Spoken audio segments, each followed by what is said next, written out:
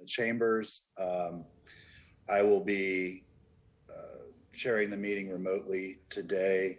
And we also have Commissioner Johnson joining us remotely. Want to suggest some agenda management here at the top. First of all, we just received word due to an unforeseen circumstance, the folks from Grace Grows that we're going to present on the action plan won't be able to be here. So they're asking for that item to be pulled from the agenda. We have a time certain, or what was that, the time certain, the Grace Grows? Yes, Clerk? food action system plan. Yeah, okay, so we don't have a time certain anymore. Okay, so in that case,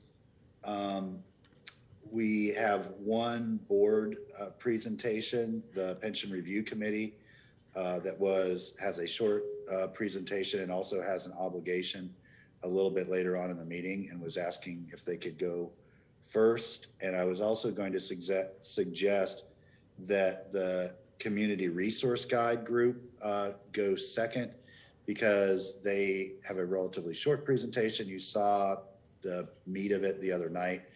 And there's not much action required there, really just an endorsement of their work by the commission. And that would enable staff then to connect with them and work on getting the information they need to update that on a regular basis. And then if we could get those out of the way, then our more meaty conversations would have the time and energy they deserve. Commissioner Ward. Thank you, Mr. Mayor. So GRU has come around and talked to several of us already, I think, about a very time-sensitive item that I would like us to consider, and earlier the better, so that they have time to have a big chunk of this workday left to work on it. It's for a thing that's happening on Tuesday, and I would really like to give them as much time to work on this with our support as possible. I don't think it'll take more than about 10 minutes of our time. But it's up to you. We can do it later, or we can even do it during member comment, but I'd like to get it out of the way early. Yeah, I just, it's not our practice to add items at the last minute to the agenda. It has been our practice in the past. I think a member comment is an appropriate time to bring that up. And I we'll have time today to do that, especially with this item leaving. Okay, it's kind of a big deal, but yeah, that's fine. Commissioner Ariola. Thank you, Mr. Mayor. I'm in agreement with Commissioner Ward, and I think that it's okay to do that during member comment. Could we move member comment to the front of the agenda then, and just not have it at the end? Yeah, that's fine. Okay, let's do that. Okay, so what I'm hearing then is the order of the agenda would be first, the presentation from the Pension Review Board. Second would be the Community Resource Guide presentation. Third would be member comment.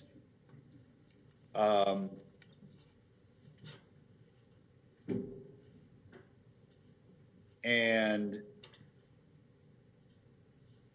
honestly, I think we should do our administrative session last. I really want to spend time on the general fund transfer and strategic plan presentation. So if we just move the administrative session to last. Commissioner Ariola.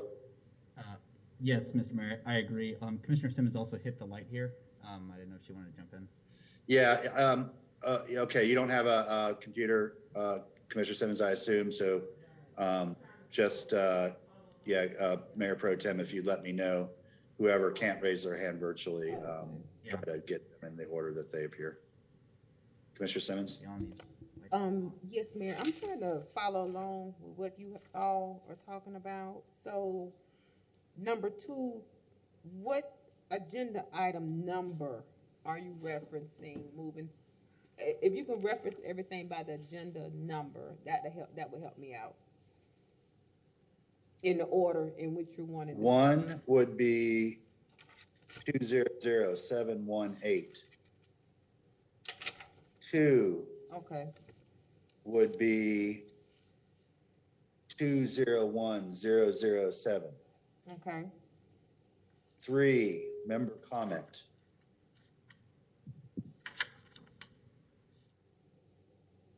Four, 200739. Five, 201008.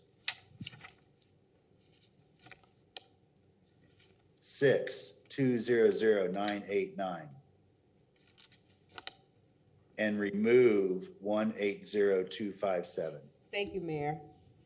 You're welcome. Mr. Mayor, I move that agenda with those modifications. Okay, was that Commissioner Ariola? Yes. Okay, and the second was Commissioner Ward. Yes, sir. Commissioner A. Santos. Thank you, Mr. Mayor. I think we should do member comment first. It's the most timely issue and the most important one that we need to have a discussion about the GRU issue. Okay, well, if this motion fails, then we'll take another motion. I'll be happy to. I'll be happy to amend the motion for that. I just want let's do this. Commissioner. Okay, the motion is withdrawn. Is there another motion?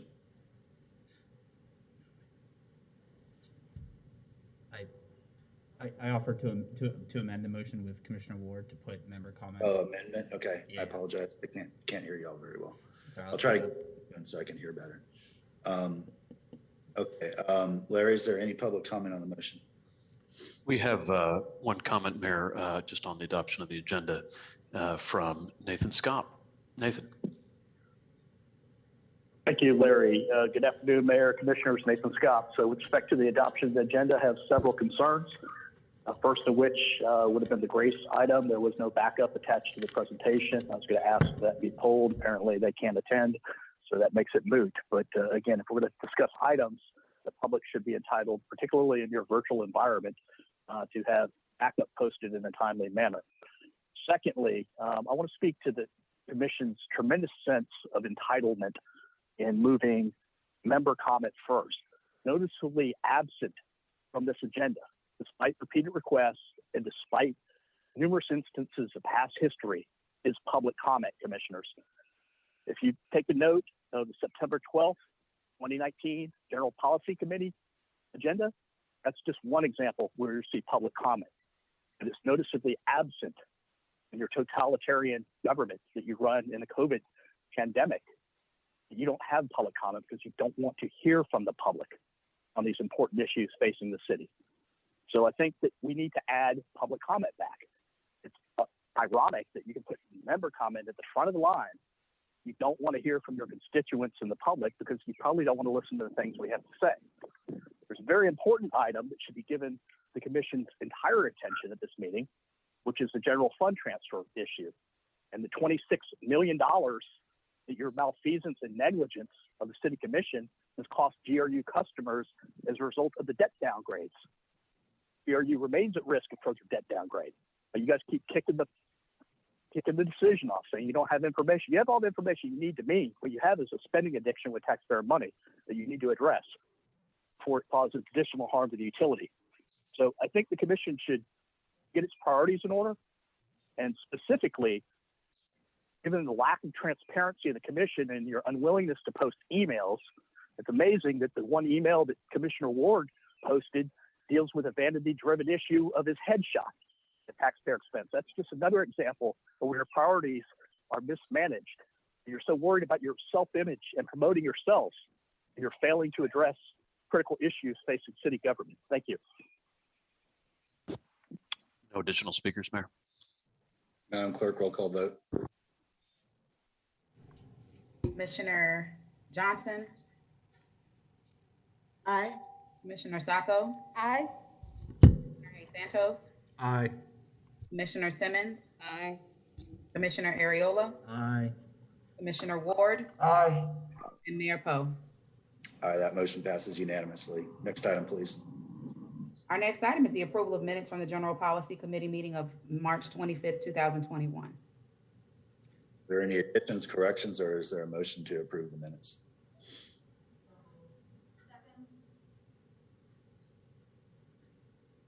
Motion by I Simmons. believe that was Commissioner Simmons, seconded by Commissioner Sacco. Okay, thank you. Move to roll call vote. Commissioner Sacco, Aye. Commissioner Johnson, Aye. Commissioner Hayes Santos, Aye. Commissioner Simmons, Commissioner Ariola, Aye. Commissioner Ward, Aye. Mayor Poe. Aye, that motion passes unanimously. Next item, please. Next item is member comment.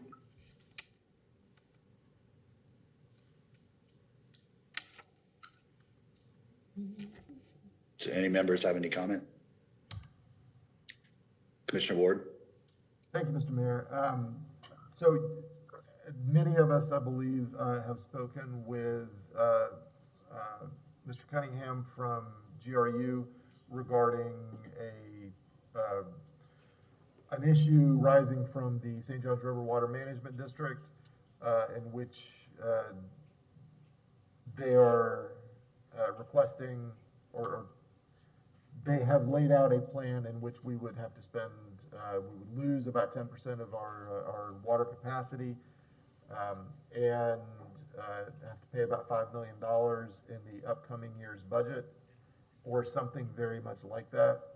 And the vote on this by the Water Management District Board is this coming Tuesday. We have less than 2 weeks of lead time on it, and GRU has put together some talking points and a potential letter for the commission to respond with, asking for some extra time to work on this together with the other utilities that will be affected across North Florida. And Mr. Cunningham is on with us. If we have a moment, I'd love to hear from him, but if you want me to just go ahead and make a motion that we ask you, Mr. Mayor, to write a letter on our behalf to the Water Management District, I can move ahead with that. It's your preference.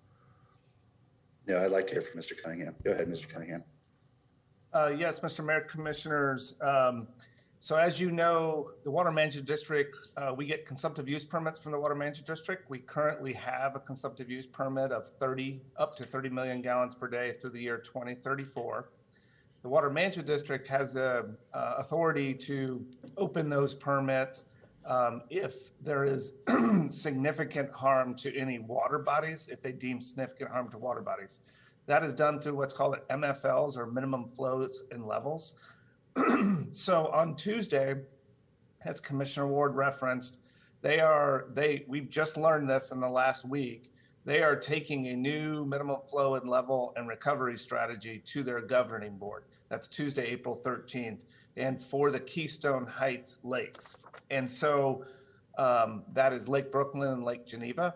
What that will do if they adopt that MFL and recovery strategy is it will require us to essentially either do a project that would reduce our impact to those lakes, or cut back our usage by about 30%, 25 to 30%, or participate in a project that they are proposing, which is called the Black Creek Project. We are very interested in participating in that project, but they have laid out a plan where our contribution to that project is significant and more than we think is proper. And a lot of other contributors or people that are causing part of the impact have no allocation whatsoever to them. And so what we are really requesting is more time to work with the Water Management District on a better way to allocate the impacts to that MFL and not adopt it so quickly on Tuesday. And so we've drafted a letter that from the commission to the governing board, just requesting a delay of the adoption. Ultimately, we support the idea of MFLs and support the idea of recovery strategies, but to do this quickly and with the amount of impact it has on our community and our community water supply, we really want to evaluate that more with them. And so that's kind of the very quick story of it. I can answer more questions or go into more detail if needed. But at this point, like I said, we've written a letter to the executive director of the Water Management District asking this, but we think something directly from our governing board to their governing board may be more effective. Okay, thank you.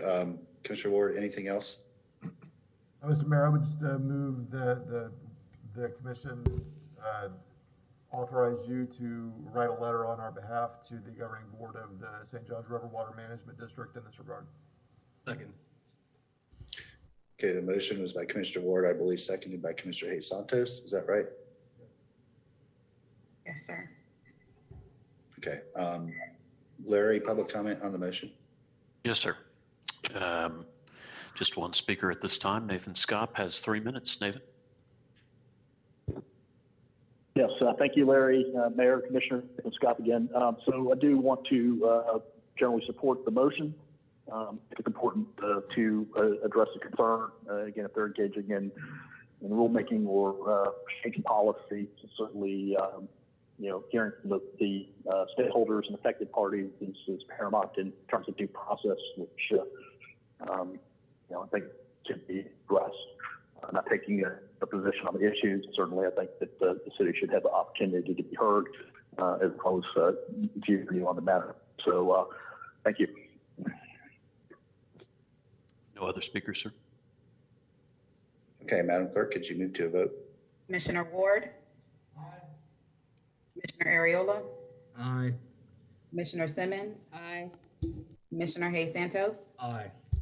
Commissioner Sacco? Aye. Commissioner Johnson? Aye. And Mayor Poe? Aye, that motion passes unanimously.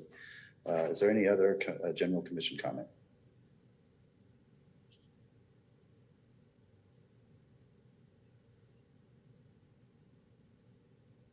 Okay, seeing none, we'll move to our next item, Madam Clerk. Our next item is 201007, Community Resource Guide. Okay, y'all got a preview of this at the Youth Council meeting. The purpose of the group meeting with us today is to get a formal understanding of what the requirements from the city would be to help make this resource guide sustainable. It is really going to be overseen and shepherded by the College of Public Health, but there are many elements of the resource guide that in order to be updated on a weekly basis, we'll need to have a contact or connection with the responsible city community builder that would be responsible for any changes. And so, I think once the commission is able to understand what the purpose of the guide is and the value, hopefully we can get a vote of support and endorsement, and then that would allow our staff to work with the group to make sure that this, endures beyond these 5 extraordinary Florida Gators after they graduate. So Abdullah, I see you. I don't know if you've got the rest of your team here or not, but I'll turn it over to you. So I'll be presenting on behalf of my team. They have commitments, but I'll take care of the presentation. Great, thanks. So I'm able to share screen. Okay. Hello, so my name is Abdullah Afridi, and I'm going to be proposing the SARC, or Students for Electoral Resources Committee.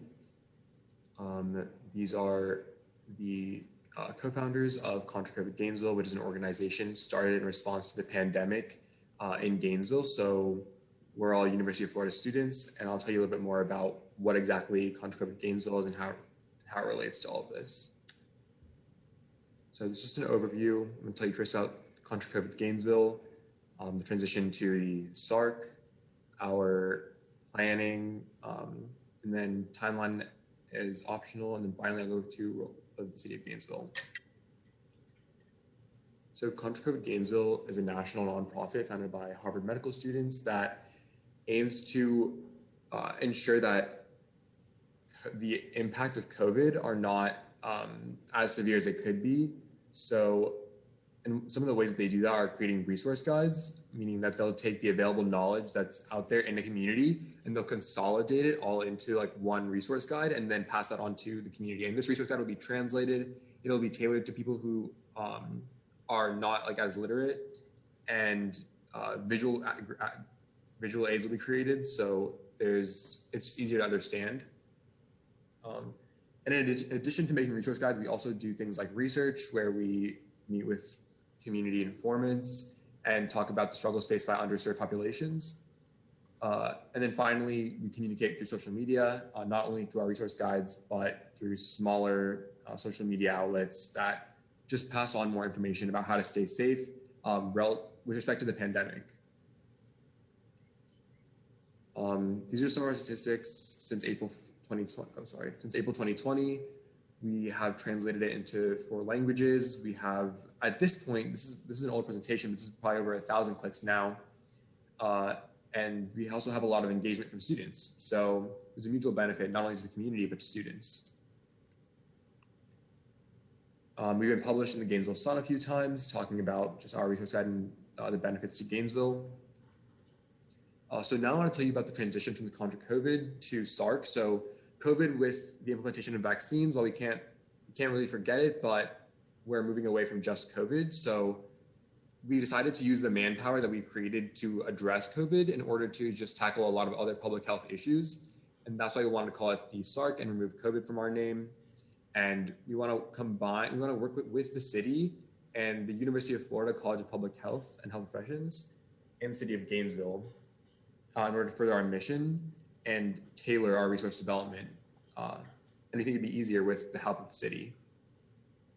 So it'll be made up by volunteers, leaders, and interns who will have different time commitments and projects. We already have a strong base of volunteers from the UF community, but we also plan on incorporating high school students. There's a lot of text on the slide, so I'll just summarize it for you. We have a few main goals. The primary goal will be resource guide renewal and community outreach. So right here, you can see our mouse is community outreach is going to be our main goal, where we're going to be working with communities in Gainesville and working with them in order to make sure that the resources we're putting out there are actually reaching people and that they're relevant to the people's needs. And in order to do this, we're going to do things like student policy proposals, use student engagement, make intern projects, and then hopefully collab with the city of Gainesville. So that would be doing things like showing up to the meetings and proposing policy, just networking in general, and attending the meetings in order to share our progress. So brief timeline showing that in this summer is when we want to start kicking things off. And then this is more focused on you guys' role, the city of Gainesville. With the policy proposal, we want to, based on the community needs, we want to make sure that we can have our students implement policy proposals to help address those. So every year we'll go through cycles of them and approve the ones that our volunteers write. After working with community members, our volunteers will write these policy proposals and we'll propose them. And then city involvement. Selected members will be able to regularly meet with the city of Gainesville, like I kind of mentioned earlier, and work with all of you in order to collaborate back with the native UF SARC team and just establish a branch of communication. Thank you. So to summarize, we kind of just want you guys' endorsement and blessing to work with you guys, come to your meetings and propose policies. Yeah. Any questions? All right, thanks, Abdullah. And before I field questions, if you maybe want to take the screen down. We also had a meeting with the chair of the county commission because obviously it has a much further reach than just our neighbors here in Gainesville. And in fact, many of the affected communities that they're trying to serve will live in the unincorporated area. So, I'll leave it to the SARC team to work out the details, but, general support from the chair was established earlier, I don't know when that was, y'all, but a couple months ago. So it's not just a city thing. They'll also be working with, some of our nonprofit agencies that reach, say, our migrant community and, others like that. If the commission does endorse the group moving forward, I think the next step would be to work with the charter officers just to see, and we could do this through a contact point like the clerk, but to see what areas they are trying to update on a weekly basis, and just make sure that either there is an embedded automatic update of that information, which is not hard to do, or if they need to call somebody and get the updates sort of verbally or via email, they're able to do that. As far as the policy thing, the reason that I wanted to invite them to the youth summit is they, along with others, have brought up this idea of a youth council where our younger neighbors can bring policy ideas to the commission for consideration. So I think that's more that side, and we'll have to work that's part of, I think, a larger effort that's sort of separate from the resource guide. And so, we'll continue working on that and seeing how that fits into the bigger picture of what we're trying to accomplish in incorporating younger voices into our policy and decision-making process. Did I represent your goals fairly enough, y'all? Yeah. Okay, smiles and nods. That's always welcome. Always welcomed. Commissioner Ariola. Thank you, Mr. Mayor, and thank you all for all of your work and for really embracing the city of Gainesville as your own. I think that it's one of the better things that University of Florida students can do, which is to understand that, your 4 years here, you can make a larger impact in your community beyond just the education that you receive. So I think this is a great template for us to get started on. Mr. Mayor, I do agree with what you said about having to sort of organize this amongst the charter officers, because we do have a strategic vision, and I want to make sure that we are welcoming these students and other young people into that strategic vision so that they can play a role in that as well. So obviously we would want them to make sure that not just their policy recommendations, but it seems like they would fit in seamlessly into our goal of putting equity at the forefront of all of our decisions. And it seems to me like they are going to have a lot of different policy areas where they want to get involved. And I think that there's sort of two things. You have the community resource guide, which is sort of the impetus for all this, but it sounds like there's going to be the possibility for some more, as students get more acclimated with the governments and the way the institutions run around here, they'll be able to sort of make their own policy recommendations that they think would be best practice. And of course, that would have to, the most useful thing would be to actually be in contact with the right staff members under each charter office to be able to make those recommendations directly, so that when it comes before the commission, that those conversations have already taken place. In relation to the youth workshops and the Youth Advisory Council, that's been an idea that, before COVID, the Youth Advisory Board was something that I championed, and I'm glad to see that many people continue to see its value. And so my hope is that we can continue down that path. Now that we have sort of finished our workshops, I want to sidebar that conversation just for a second, because we're going to have a final capstone workshop where I'm going to be bringing forward what I think are the recommendations that I've taken away from the workshops and the ways that I think our government can best serve young people in this city. And I would certainly welcome folding in this effort to overlap that as much as possible. But ultimately, somewhere in our government is going to have to be the point of contact. And so I think that's the next step to figure that out. Whether or not something brand new should be created, I think that's a conversation that I want us to have. Our vision for youth development needs to be systemic, beyond just working on siloed projects here and there and finding the right points of contact. I think there needs to be a central location within the government that can work with all those partners and make sure that we fold these policy conversations and fold these initiatives into those permanent efforts, because the current system that we have really isn't systemic. It's people come with ideas to the commission, these conversations happen, we give direction for them to go to staff, and there's nothing permanent about that except for the effort that gets put into it on a day-to-day basis. So we need a central location, I think, that makes that more permanent. But that's a sidebar conversation for the workshop. But you mentioned it, so I just wanted to get my thoughts out there. But again, very happy to endorse the resource guide and getting these students involved, and their successors will also be involved. So I'm very grateful for you all. Thank you so much for bringing this to us, and I am happy to make the motion to recommend this. Okay, a motion by Commissioner Ariola. I think the second was by Commissioner Ward. So I will work with the charter officers to hone this a little bit and just, I'm happy to be that point of contact and liaison. If there's anything that is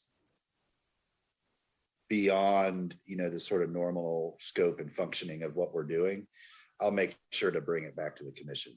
We won't do anything or set anything up that, is outside the boundaries of what's already established. So yeah, I look forward to that. We'll work on that over the summer, y'all, these next few months. I think there's some things that we can get done very quickly and just get embedded and make it standard operating procedure, and then a few others that we'll need to work a little bit more on. But I feel like we're in a good place. Pardon me, I'm gonna mute.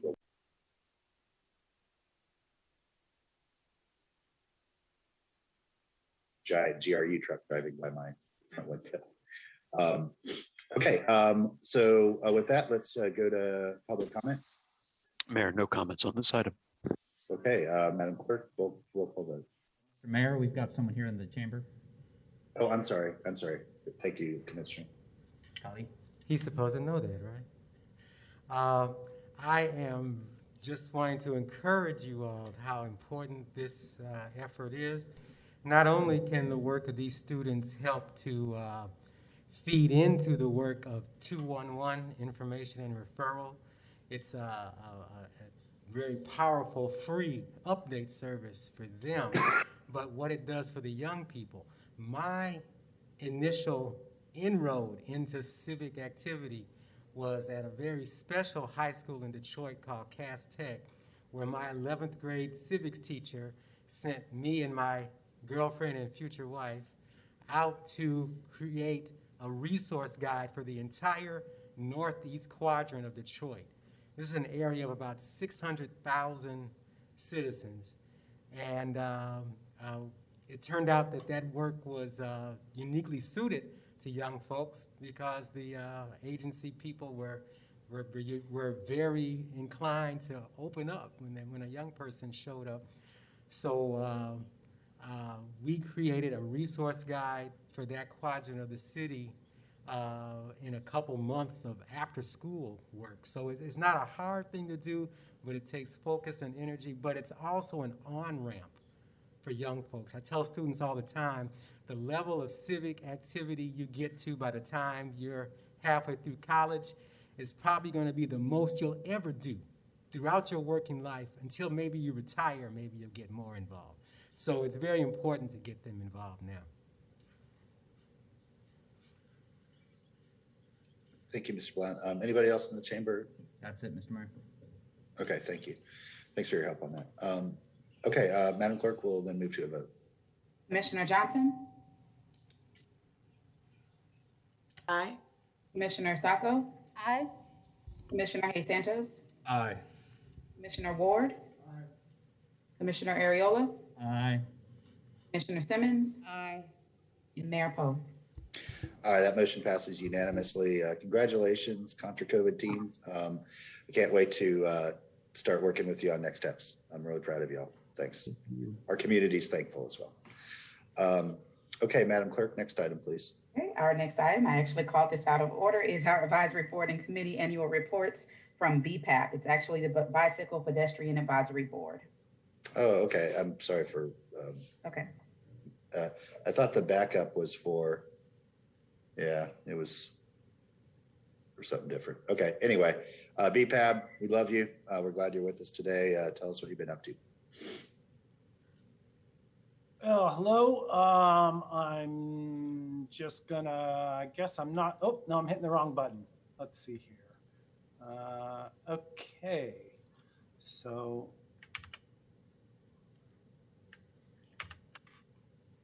Control else, right? Okay. I want to thank the General Policy Committee for giving an opportunity to tell you a little bit about what BPAP has been up to for the past 2 years. I'm Brent Christner. I've served as the chair of this committee over this time, and it's a committee that's existed about 25 years in its current form. And it's gone 25 years without a logo, and we decided that was too long. So this logo that you see here on this first slide is one that we unveiled in 2020. I'm not really sure that many people had a chance to see it, but we're putting it out there to represent us, and so the community can see this and know more little about what we're about. We are a group of citizens that is appointed by the in positions for the city and the county. And our job is to advise the City Gainesville Commission, the Alachua County Commission, as well as the MTPO on a variety of matters which are related to pedestrian and bicycle safety. We are staffed. We have assistants and staffing for administrative and operational staffing from the Department of Mobility. This includes Dakova Beatty, who very kindly put this presentation together for me today. We normally meet every 2 months, and as a result of the pandemic, we did have some cancellations, but we were able to shift our business online, having 4 virtual meetings and really only having to miss 2 last year. We're back in person meeting, and we meet a little later this afternoon. So our 2-month timing of meetings isn't always compatible with some of the deadlines that we're asked to provide advice. So within the last few years, we've actually had to call some special meetings. For example, very important list of priority projects, but by FDOT came up, and the timing of our meetings wasn't such that we could provide advice on a fashion. So this committee is so wonderful because they'll dive in and find their own time, extra time to do those sorts of things. One of those priority projects involves the proposed redesign of US 441. And there's actually been a community workshop announcement to be involved in this. And another important project worth resulting that we provided feedback on is a 25-year vision plan for FDOT. This slide, I'm not going to go through everything that we've highlighted. You can see a number of the bullets here. The numbers are summarized here.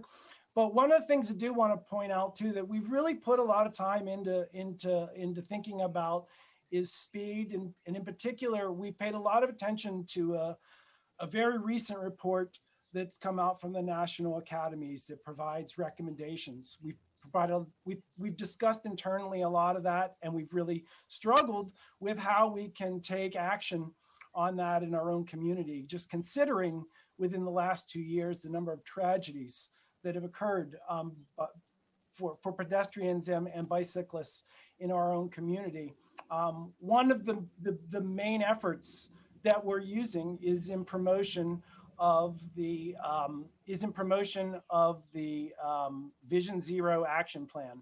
So this is something that the city of Gainesville and the Alachua County have not yet implemented. They've actually recommended that as part of something that they would do, but those are things that have not happened. And we are doing the best that we can to use our advising influence to make sure that those are things that actually do occur.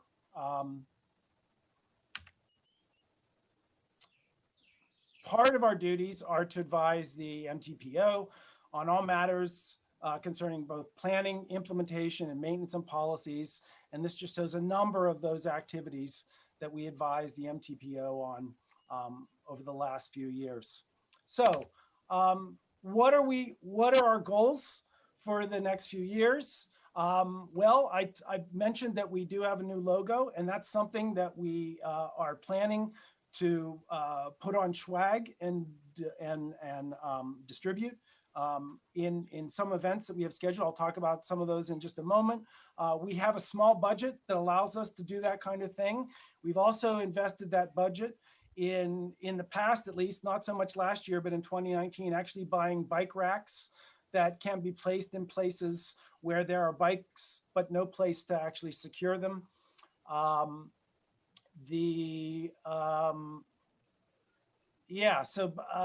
There has been some renaming of trails that we're involved in, the Sweetwater Trail in particular. We have one of our members who's actually come up with a fantastic program to promote helmet safety and independently of BPAP. And right now we're trying to use all the momentum that we have within the committee, as well as some resources, to actually promote that program. On a sad note, last year, one of the former chairs of BPAP, Julia Ricekind, I didn't have the pleasure to know Julia, but she's well loved within the community and for what she did for the community and this committee. And so we are now planning to have a award in her honor. And in 2021 will be the first time that we actually ask for nominations and award that. And that award will be named in her honor. So I guess that if I leave you, I could tell you ways in which, first of all, just remind you that we exist and that we can exist in ways that can help. For example, our members might be used as liaisons in committees or task force groups between us. In the past few years, when there have been actually tragedies that have involved pedestrians and bicyclists, we've been contacted by the media to comment, and not all of our members are actually trained in some activity, these kinds of activities, and so perhaps information or even a video on how that is dealt with could be useful to us. And in a similar way, these kinds of videos and pamphlets could also be more useful for the public in understanding, again, that we exist and that we exist in a way that is designed to help solve problems for them that are related to bicycle and transportation safety. So with that, I try to keep it as short as possible. I'll just end there, and I do my best to answer any questions that you may have. Thank you very much, Mr. Christner. I appreciate that. And, all the service that you give to our city. And that's a really thoughtful way to memorialize Julia Ricekind. She cared deeply about bike ped issues for at least half a century in our community, and that's of all the things that could be done to remember her, I know she would, I think, appreciate that the most. It's something she cared so much about. Thank you. Commissioner Ariola, did you have a comment or a question? That was an old hand, Mr. Mayor, but I agree. Oh, with okay, you, thank you. I agree with you what you said about Julia. That was beautiful. Thank you, and I apologize for having my video off. I didn't realize I did. Okay, well, seeing no other questions. Commissioner Simmons has a light. Sorry. Oh, Commissioner Simmons, go ahead. Yeah. Sorry, I just saw it. Thank you, Mayor. I also like to thank the advisory board for all their hard work and their creativity. I love the logo. I think that's really eye-catchy, and I really, really like it. I also would like to suggest moving forward with the advisory board, if you can be more involved, and I know you guys are at some point, but the education for our children, going into the schools, going into the community centers and the after-school programs, and really speaking to them about the importance of bicycle safety. I know in some of our communities, especially the district that I represent, many of our children some don't even know how to ride a bike, and I thought that was very telling. And if they did know how to ride a bike, some did not have the means to get the proper headgear and the proper safety equipment. And I would love for this board to really participate more in that education in our minority communities, in our community of colors, and our Hispanic neighborhoods, in our communities, in the importance of bicycle safety, and also maybe assisting with purchasing some of those equipment. And I know Dakova is very, very big on that, and he goes out. But I would love for the advisory board to be implemented in some of those outreach programs. Thank you, Mayor. Just briefly, thank you for that insightful comment. I think we all realize that if we can get to the problem early, in other words, if we can actually get people at young ages doing the right thing on bikes and doing it safely, that they will do so as adults. And that one program I mentioned, the helmet safety program, that is designed specifically for those younger age groups, and we're looking for new ways to get that into the schools. Thank you for that comment. Yeah, thank you. And I can assure you, we will be leaning heavily on BPAB in the next year or so, with the renewed and deserved attention on the University Avenue corridor and 13th Street corridor. We have a big job ahead of us, and we need to make sure we do it right. And BPAB will be invaluable in making sure that the designs that come out of that represent all users, not just automobiles.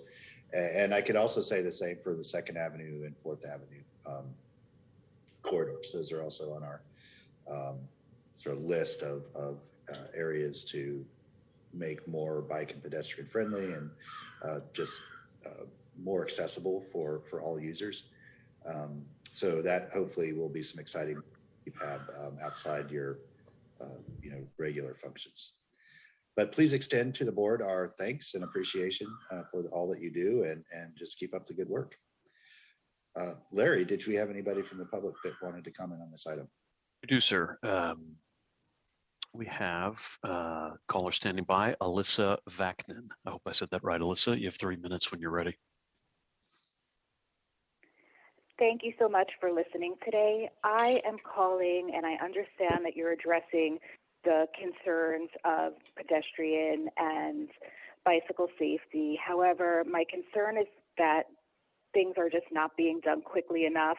Unfortunately, I don't know if you're aware, there was an additional accident last night. A student is currently in a coma, was hit by a car. And I think that although there are plans in place, we have to do something to take action immediately. The lighting is very limited around. This was on 13th and University.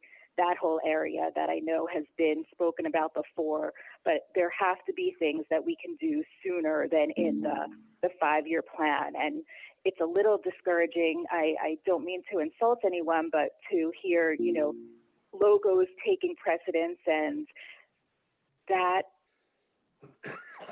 student safety and resident safety and community safety, that should be top priority. There has to be something that we can do sooner. And I'm not sure if you were aware of the accident last night. So I just wanted to call in and make sure that you are aware of that and stress the need for importance for taking more immediate action on this safety concern. Thank you for that comment. I wasn't aware of the accident last night. It's just to briefly address the way that we know that we can reduce the number of accidents that occur to pedestrians and to bicyclists is pretty simple. It is speed. It's simple physics. And so our efforts on this front are there's of course the planning and long range phases, but our efforts in direct contacting the county commissioner and the city of Gainesville commissioner is to actually the goal of this Vision Zero program, part of it is reduction of speed. And to us, that we have absolutely no control over speed. And in fact, City of Gainesville police on some places have the City of Gainesville doesn't actually set speed limits on some of the roads within Gainesville. They don't have control of it either. It's the state. At any rate, because speed is the issue, it is the one thing that we're trying within our power to influence those that we can. Because you're right, this is, next week, and then there's another one. These are things that keep us up at night. Larry? Mayor, I don't know whether Nathan Scott was calling to speak on this item, but I wanted to check in. Nathan? Yes, thank you, Larry. I would like to speak on this item. So one thing that I'd like to also mention, if everyone can hear me, is that there is a pedestrian crossing just north of the Gainesville Police Department, and clearly the median is a pedestrian crossing, and it goes north-south along what appears to be a bike path or a walking path, but that crossing is not marked on the roadway. And so I called the chief's office yesterday and suggested that they might want to talk to Public Works about marking that to make it more visible to not only protect pedestrians, but also for motorists, because I saw somebody in the middle of the median yesterday on the bike, and I stopped even though there's no crosswalk there, and allowed them to pass. But certainly it dawned on me at that point it would be far more visible and more safety oriented if we could get that crossing marked. And I think that's the street. If you come out of the front of the police station and you turn right, and then you turn right on 8th Avenue going east towards Main Street, it's that little path at the back of the police station that's a crossing, but that should be marked also in the interest of pedestrian safety. Thank you. Those are all the callers on this item, Mayor. Okay, thank you. I thank both callers. The 8th Avenue stretch right there is part of a state road. We are working with the state to take control of that road so we can affect design changes to make it more safe for bicyclists and pedestrians. We will continue to work with them on that. I think those discussions are going relatively well. We right now are doing the immediate things we can, even lighting that is controlled by, both of those are state roads. And so the state doesn't just control the place where the cars travel, they control the sidewalks and the lighting and all those things. So that is part of what we're trying to work towards, and we continue being very focused on it.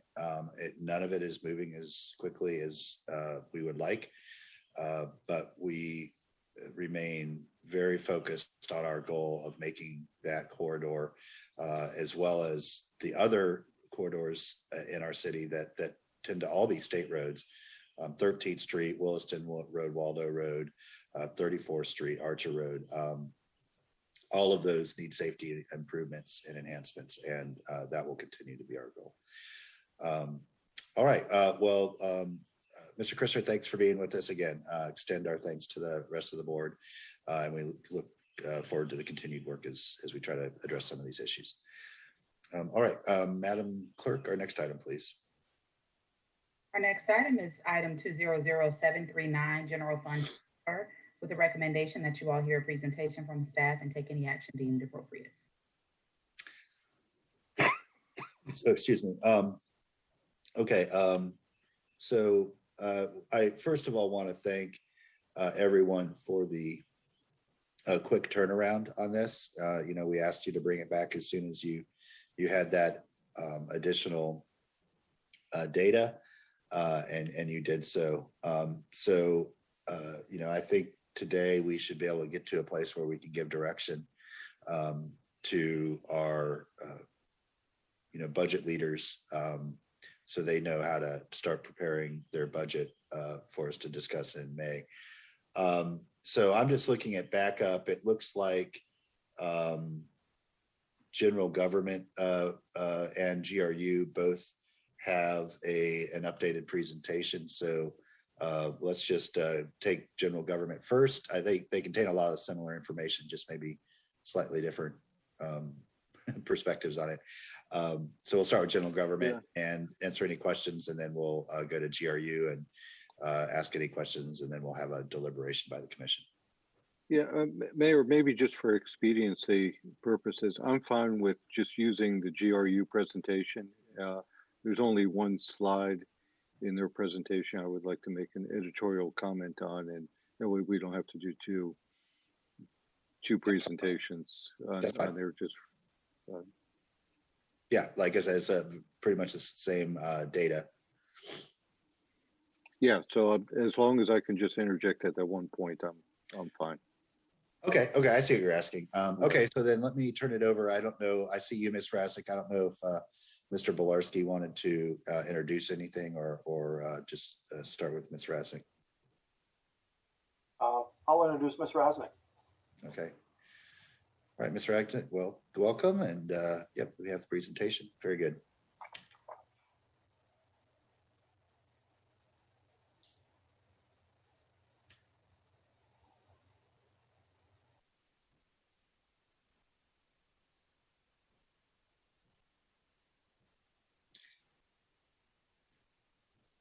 Ms. Rasnick, if you're talking, we can't hear you.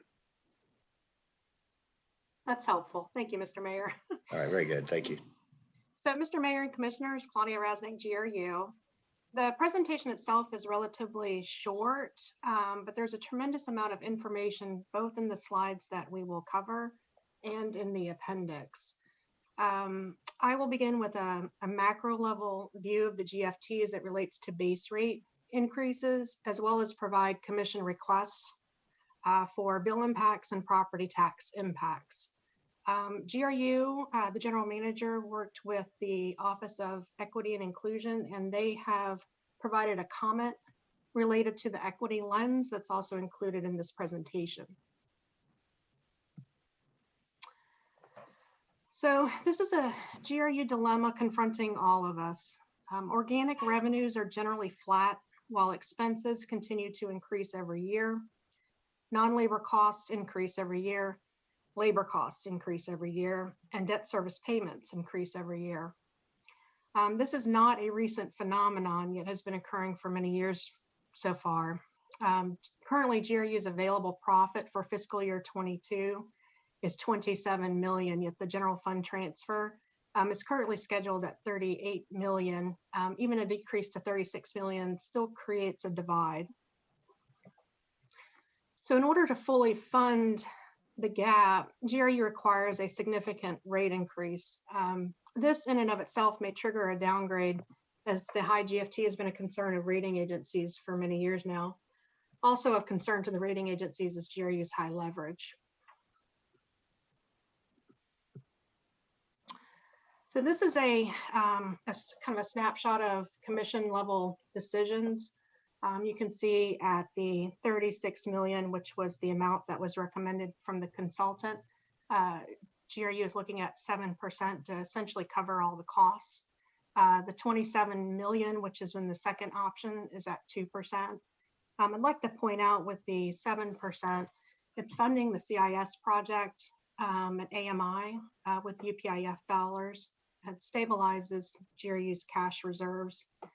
The lower GFT will require, for the $27 million number, will require an increase in property taxes. The 7% is essentially CPI for 2 years. So last year during the pandemic, GRU did not request from the commission a base rate increase because of the pressures in the community. So this number reflects essentially 2 years of rate increases. If the GFT remains at 38 or 36 without base rate increases in the electric system, these are the list of items that we've provided to the commission in one-on-ones as far as what may be needed in order to essentially fund that gap. So labor reductions, self-generation of power, debt funding of CIS and AMI, which has the effect of increasing our leverage. It impacts the ability to decrease leverage, transferring more than GRU earns. The rating downgrade due to high leverage in the GFT will increase our interest costs and then debt restructures. So within this slide, we wanted to just give you a macro level view as far as what these different numbers meant along with the electric rates. This was provided by PFM recently to actually give a visualization of the utilities downgrades over time. So you can see back in 2010, we were AA, and you can see the Moody's, Fitch, and S&P are kind of different colors in here. But the point I'd like to make is there's been a step down in the utilities ratings. This slide reflects a potential future for the utility as far as a rating downgrade for particularly Fitch and S&P. The three agencies have been notifying the utility and our governing board, the commission, about a high GFT rate, also with our high leverage, and that continues to put pressure on the utility itself. So GRU issues debt every couple of years to fund the capital infrastructure program. It's a delicate balancing act. Going forward, there's a very likely possibility in the very near future when we do issue the next issuance that we may be downgraded by Fitch and S&P. Another point to this slide is when we went back and looked at the series of downgrades that have occurred in the past, let's say 8 years, there's a total cost to the utility of about 27.6 million. So what that means is when you trigger a downgrade, the interest costs start to go up. And it's not just for the current year budget, it's for every year for every debt series that was in place at the time that that downgrade was triggered. So when you're looking at these series, I've listed the dollar amounts of what happened back then. And then I haven't put dollar amounts as far as what can happen in the future, but you can get an idea of the magnitude. The unfortunate aspect of this is when we do have a downgrade, we're essentially sending more dollars from this community to outside of the community to pay interest costs. So with that, that's the macro level overview as far as where the utility is at. I'm going to turn this over to Mark. He's going to talk about the customer bills versus the property taxes. This was a specific request from the commission.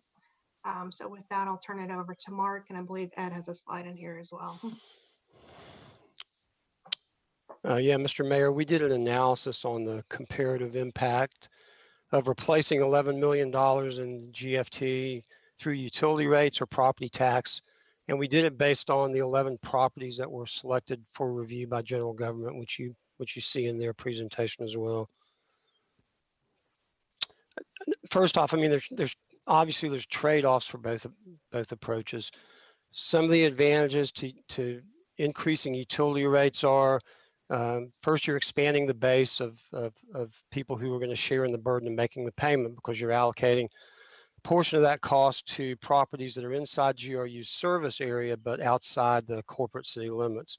And these properties, potentially benefit from city services and amenities. As you pointed out at the last GPC meeting, Mr. Mayor, that also there's more of an element of control over your utility bill than there is your property tax bill. And then finally, generation of revenue through property tax is comparatively inefficient for Gainesville versus other municipalities because of the percentage of property that's off the tax rolls. The advantages to increasing property taxes are our rates, GRU's rates are already among the highest in the state. In addition to the impact that has on ratepayers, this lack of rate competitiveness, it's an issue of concern with the rating agencies. General government's millage rates are somewhere in the middle, not among, I don't believe, the highest among comparable cities. And even with increasing GRU rates, we still face a challenge to maintain the resources that we're going to need to address some of our issues like high fixed costs and high leverage. And this is before any increased infrastructure costs associated with the 100% renewable goal. Next slide, please.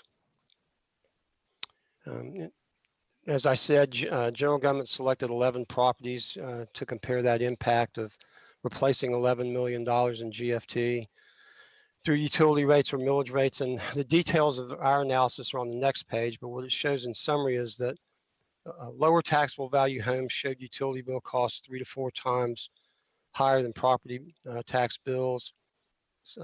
Several higher tax valued commercial properties showed utility bill increases 1.2 to 2 times higher than property tax bills. And the properties in between there would benefit from using utility rates versus millage rates to replace GFT. Next slide. So here's the detail. As you can see, we've broken it into, for each one of the 11 properties, we've broken it into a monthly impact and an annual impact that compares the change in the utility bills or the property tax bills for each one of the properties. We based the utility bill analysis on the average consumption over, I believe it's a 12 or 13 month period for each one of these properties. So to start off with, we have 4 properties on this list that have no property tax impact. The 3 that are shaded in blue are outside the city, and the first property on there is government owned, so it's tax exempt. So obviously, these 4 properties would be more adversely affected through the use of utility rates. Of the remaining 7, 4 will pay more in utility rates than they would in property taxes. These 4 are denoted in yellow. As I mentioned before, 2 of these are residences that are comparatively low in taxable value, and 2 are commercial properties with comparatively high taxable values. The other 3 properties would pay more in property tax than they would in utility bills, and their taxable values ranged from $127,000 to $211,000. And now I'm going to turn it over to Mr. Bolarski, I believe. Yeah, thank you, Mark. I guess that what we ended up doing here, Mayor, Commissioners, was it had been brought to our attention by the Commission to look at this through the equity lens, look through the equity toolkit. And these 11 properties actually were really an interesting sample that general government pulled together. And you can see with the shadings, the dilemma that it, puts general government, GRU, and the Commission in when we're looking at how people are affected by utility rates versus property tax rates.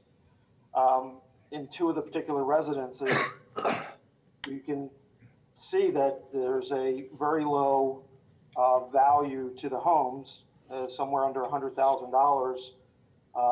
When you take into account the homestead exemption, that use a fairly high proportion of utilities, the product. So it gets back to that thing that we've talked about for ages here, and that is housing stock and condition of the home has a lot to do with how many utilities people use and hence their utility bills. So it probably needs more investigation. I contacted Tanisha Marshall to have her look at this part of the presentation, and they certainly would like to look at this a little bit more in detail. There were some initial comments that it did appear that some lower income people could be overpaying due to the older, poorly maintained homes versus high income tax homes that might be newer, have better insulation. So shifting to a property tax model might alleviate this issue because higher valued homes would be taxed appropriately. The other side to that too is that you have some commercial buildings there that their usage of utilities and their expenses outweighs the property taxes they pay, to the point that you do question whether you could be impacting economic development for potential employers that would be coming into the community, which could, dampen, worker opportunities within the community. So yeah, it really does and become fairly complex. And this was really the first time, we looked at that type of perspective, and it does open your eyes a little bit. So, I don't know if Tanisha or a group want to talk about this at all, but it's just another data point when you're considering the impact of, some of these items. Mr. Mayor, I'm sorry to speak out of turn, but Commissioner Simmons put her light on a second ago. Yeah, go ahead. I just saw it, sorry. Mayor, I need for us to go back to slide 9. And the presenter, I would like to know, we have the colors. What do the colors represent? And I basically need you to go through this slide over and go through it in a way that I can understand it as a third grader. Okay. Well, so I just need a do-over for number 9. Do you want to work with that, Mark? Sure. So, Mr. Mayor, these are the 11 properties that that general government chose to do this analysis. And the analysis basically compares what would the impact be for replacing $11 million of general fund transfer through either increasing utility rates or increasing property tax millage rates. So that's the basis for this, and it's broken into a monthly impact and an annual impact. There are 4 properties on here that have no property tax impact. 3 of them, the ones that are highlighted in the blue, Mr. Mayor, are outside the city. Therefore, they wouldn't be a.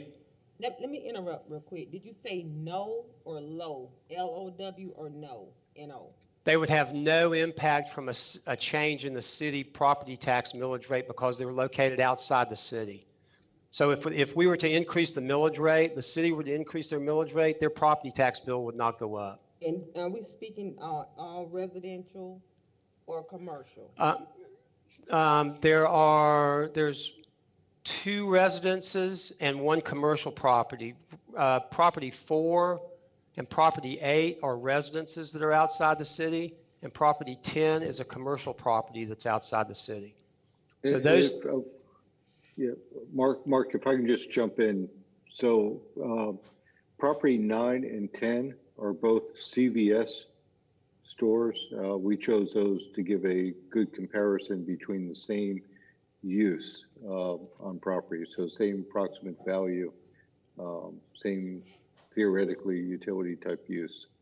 So that may be a good comparison of inside and outside the city. And the first one, property 1, I believe is the University of Florida property that only receives water and sewer service. Correct. So those were the 4 properties that would have no property tax impact. As I said, the ones highlighted in blue wouldn't have an impact because they're outside the city, and any change in the city millage rate wouldn't impact their bills. Property one, the UF is tax exempt, so that it wouldn't impact them either. The four that are highlighted in yellow are properties that would pay more in utility rates than they would in property taxes. And you can see that, we'll just use property two as an example. The annual impact for replacing that $11 million for this property through the utility bill would be $160.44. Through the property tax, it would increase their property tax by $36.12. So the difference that they would pay through the utility rates is $124.32 more than they would pay if their property bill was increased. So those four are the one that are highlighted in yellow are the ones that would pay more in utility bills than they were in property taxes. There are three in the center there, properties 5, 6, and 7, who, if we were to replace that $11 million in GFT through millage rates rather than utility bills, would end up paying more.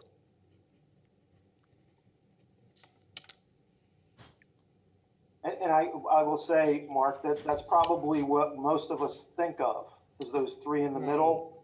When we think about this lever between utility taxes and property taxes, we don't necessarily go toward, it's almost like,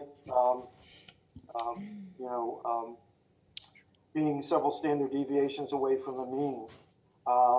You have people at either end. In the middle, I think the general rule does play out that property taxes are less onerous.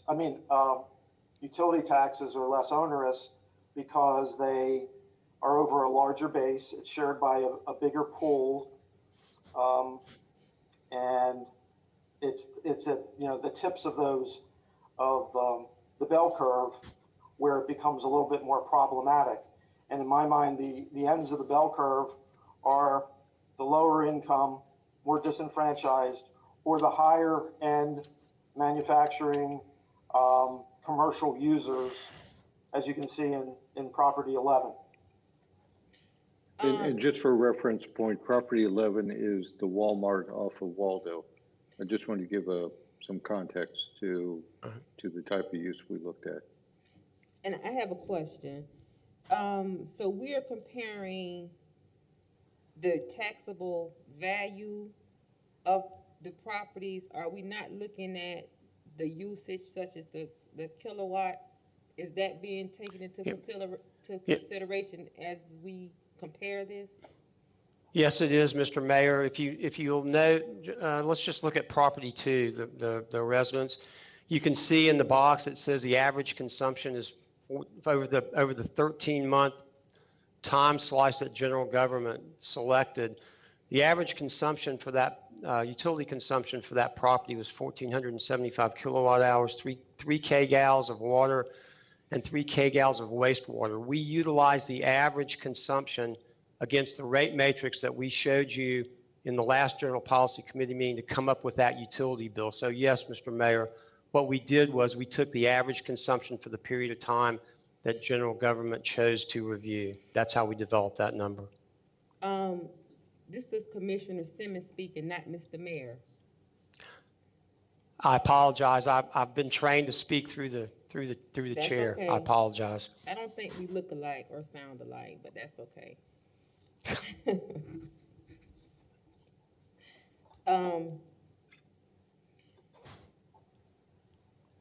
And the three in the middle, properties 5, 6, and 7, are those we would say the average home value in the city, within the city? Is that the average?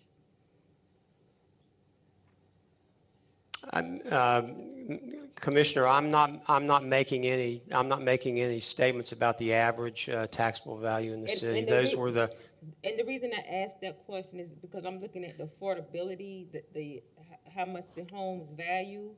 And in the city of Gainesville, I don't know what the average home cost is and what that looks like. So my question is, looking at the medium, between, I guess, 127, 128, 127, 128, based on these three in the middle, or it could be a little bit higher. Would we assume that's the average home value within the city? So, Commissioner, when I picked those properties out, I did it with the idea that these would be representative of the average. Okay, that's what I wanted to know. Thank you. Commissioner Ariola. Mr. Mayor.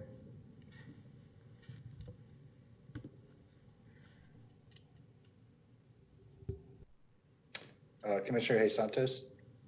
Thank you, Mr. Mayor. Which one of these properties is a rental multifamily housing?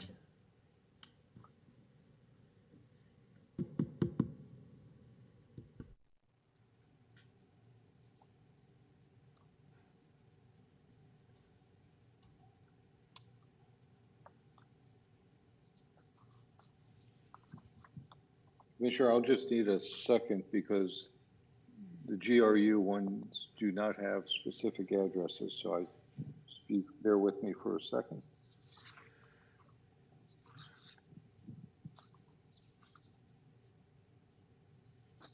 So I guess one thing, if just looking at the number of multifamily rentals we have in our community city is like 33,000, and we have their average utility usage, looking in the data in the backup, is for electricity, I think is like 620 kilowatt hours, which is on the lower end for sure.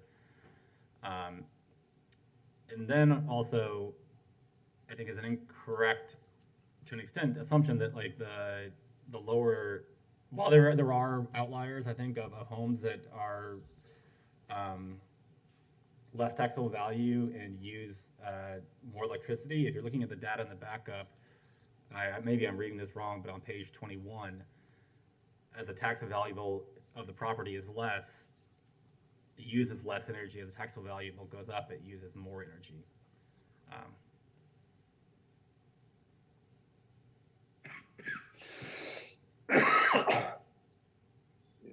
Commissioner, I don't have which one is multifamily. I'd have to go back. What did was we tried to do some representative properties just throughout the city and a few outside.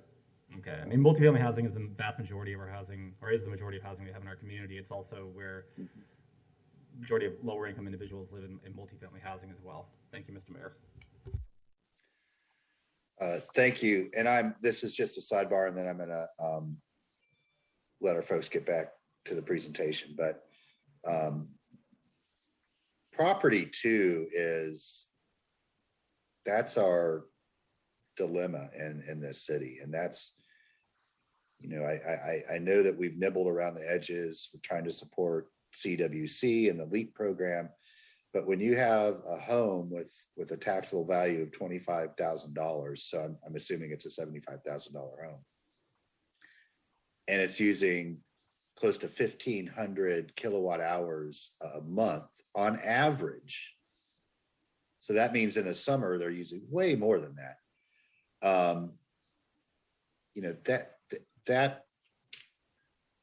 That's a solvable problem, right? I mean, with some limited resources, we should be able to go in and reduce the consumption of that house so it looks like these other profiles. So it looks like property 5, and property 7, where they're using on average, around 750 kilowatt hours a month. But for them to be double that, that is clearly a very, I don't know that it's old or not, but it's a very energy inefficient home, very poorly constructed or dilapidated. It doesn't matter what our electric rates are, that person is paying a bunch of money on their electric bill. We could keep them zero, we could lower rates by 10%. They're still paying an unbelievable amount of money for their electric bill because of the envelope in which they live. So, it's that's not our decision point today, but it needs to be part of our discussion when we get into the finer points of the budget and what resources we dedicate to solving that specific problem. But with that, go ahead and continue with the presentation.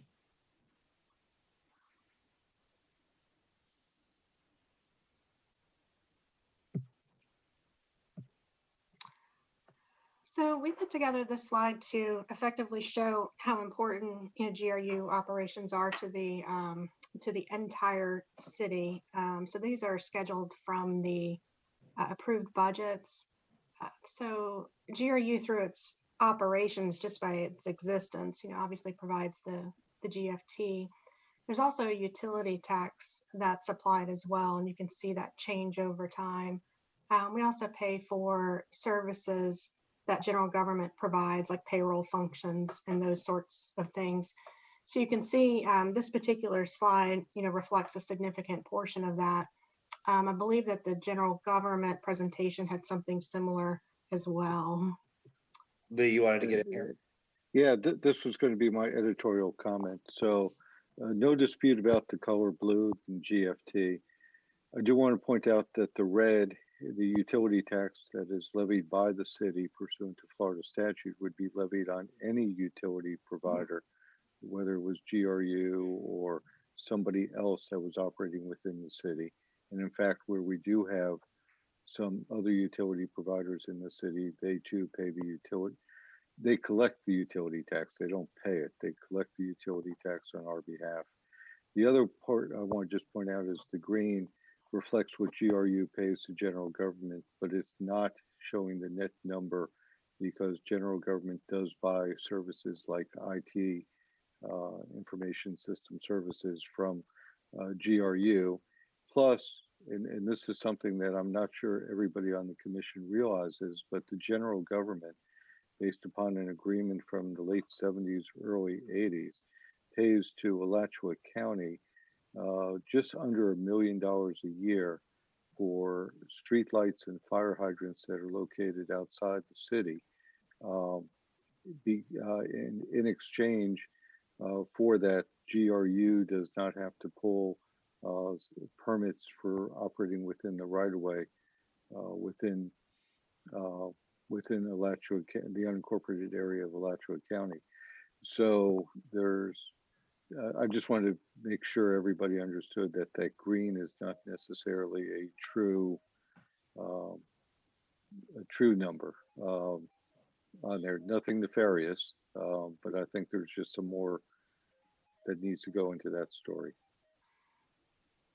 So if I may, Mr. Mayor, I'm going to flip ahead and just show the data that created that to put it into context as far as where it was generated from.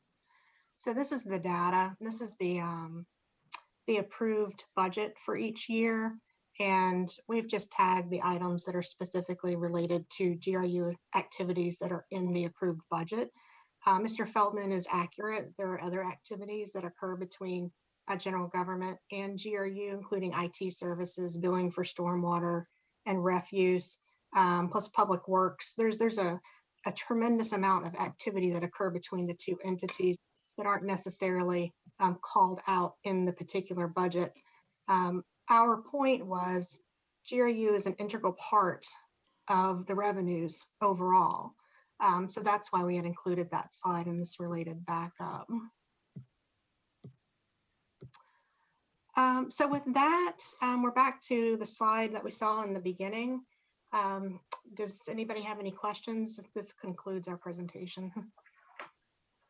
Okay, thank you, Mr. Krasnick, Mr. Bolarski, Mr. Bitton. Mr. Feldman, is there anything else you wanted to add before we get to? No, sir.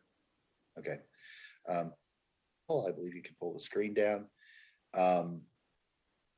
So back to the commission. There's obviously no easy answers here. I really do want to point out that I feel like both general government and GRU were fair with the information they gave us.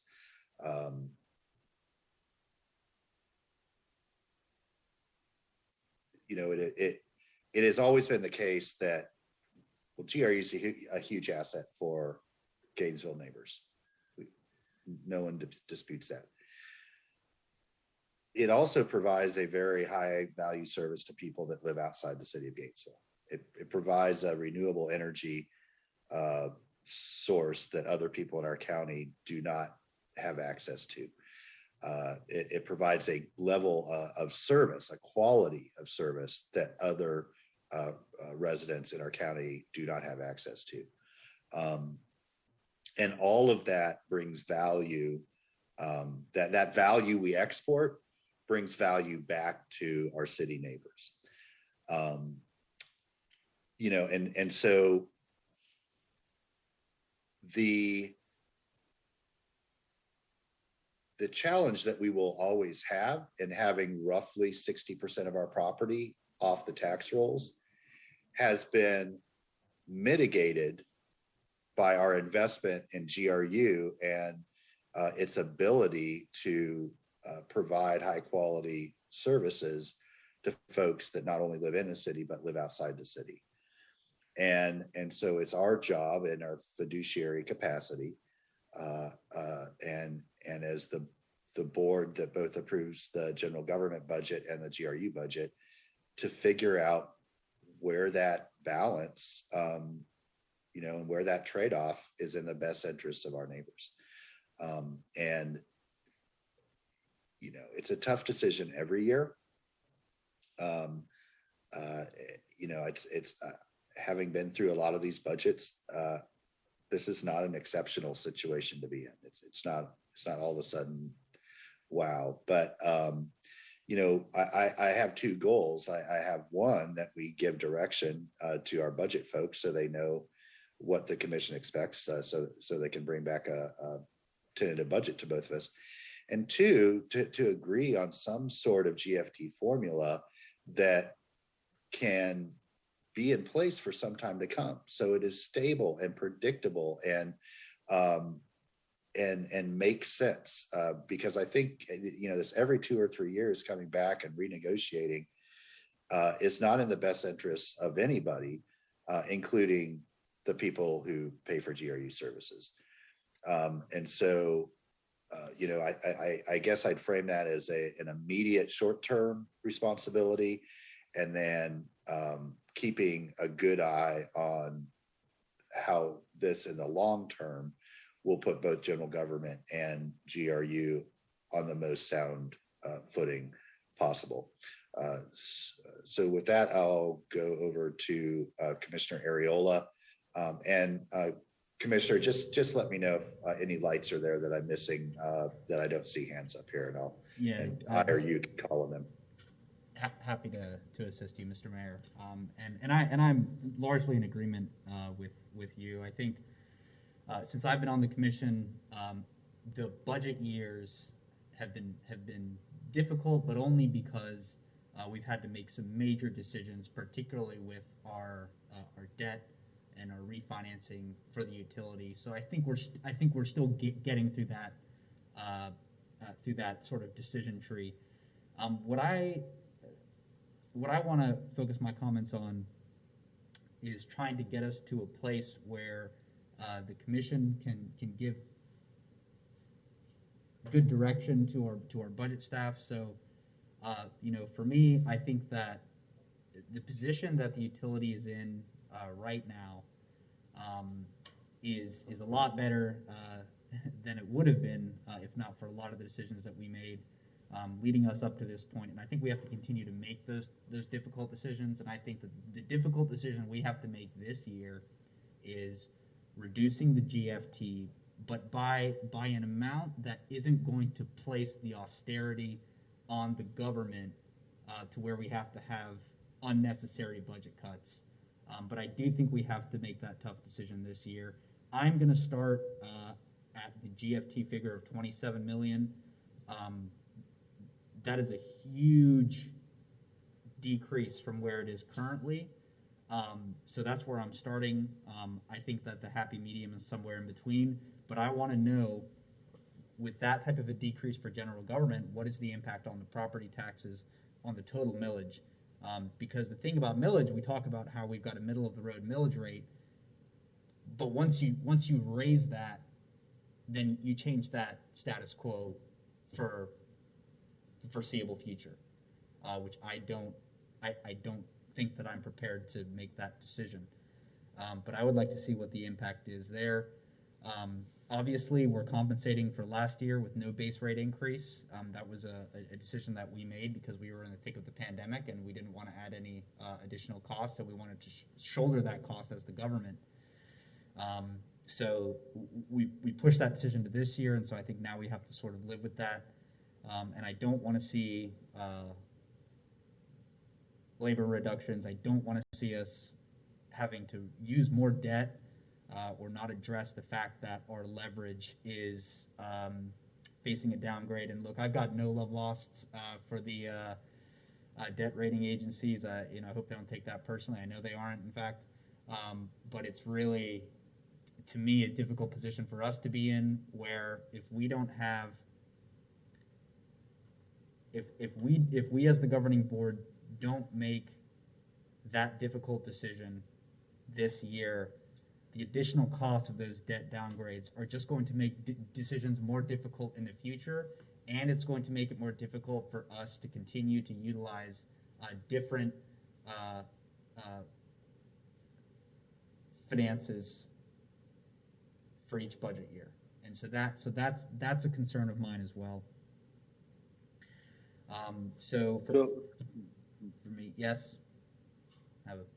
I'm sorry, I was waiting. I thought you were, I had an answer for you on the millage. I don't have the longest pauses on the commission, but I really try to. Anyway, I appreciate the presentations. I think that the numbers do accurately reflect the decision points. So for me, I could settle anywhere between the 27 and the 36 million GFT figure. Obviously, that translates to something in the electric rates and something in the property tax.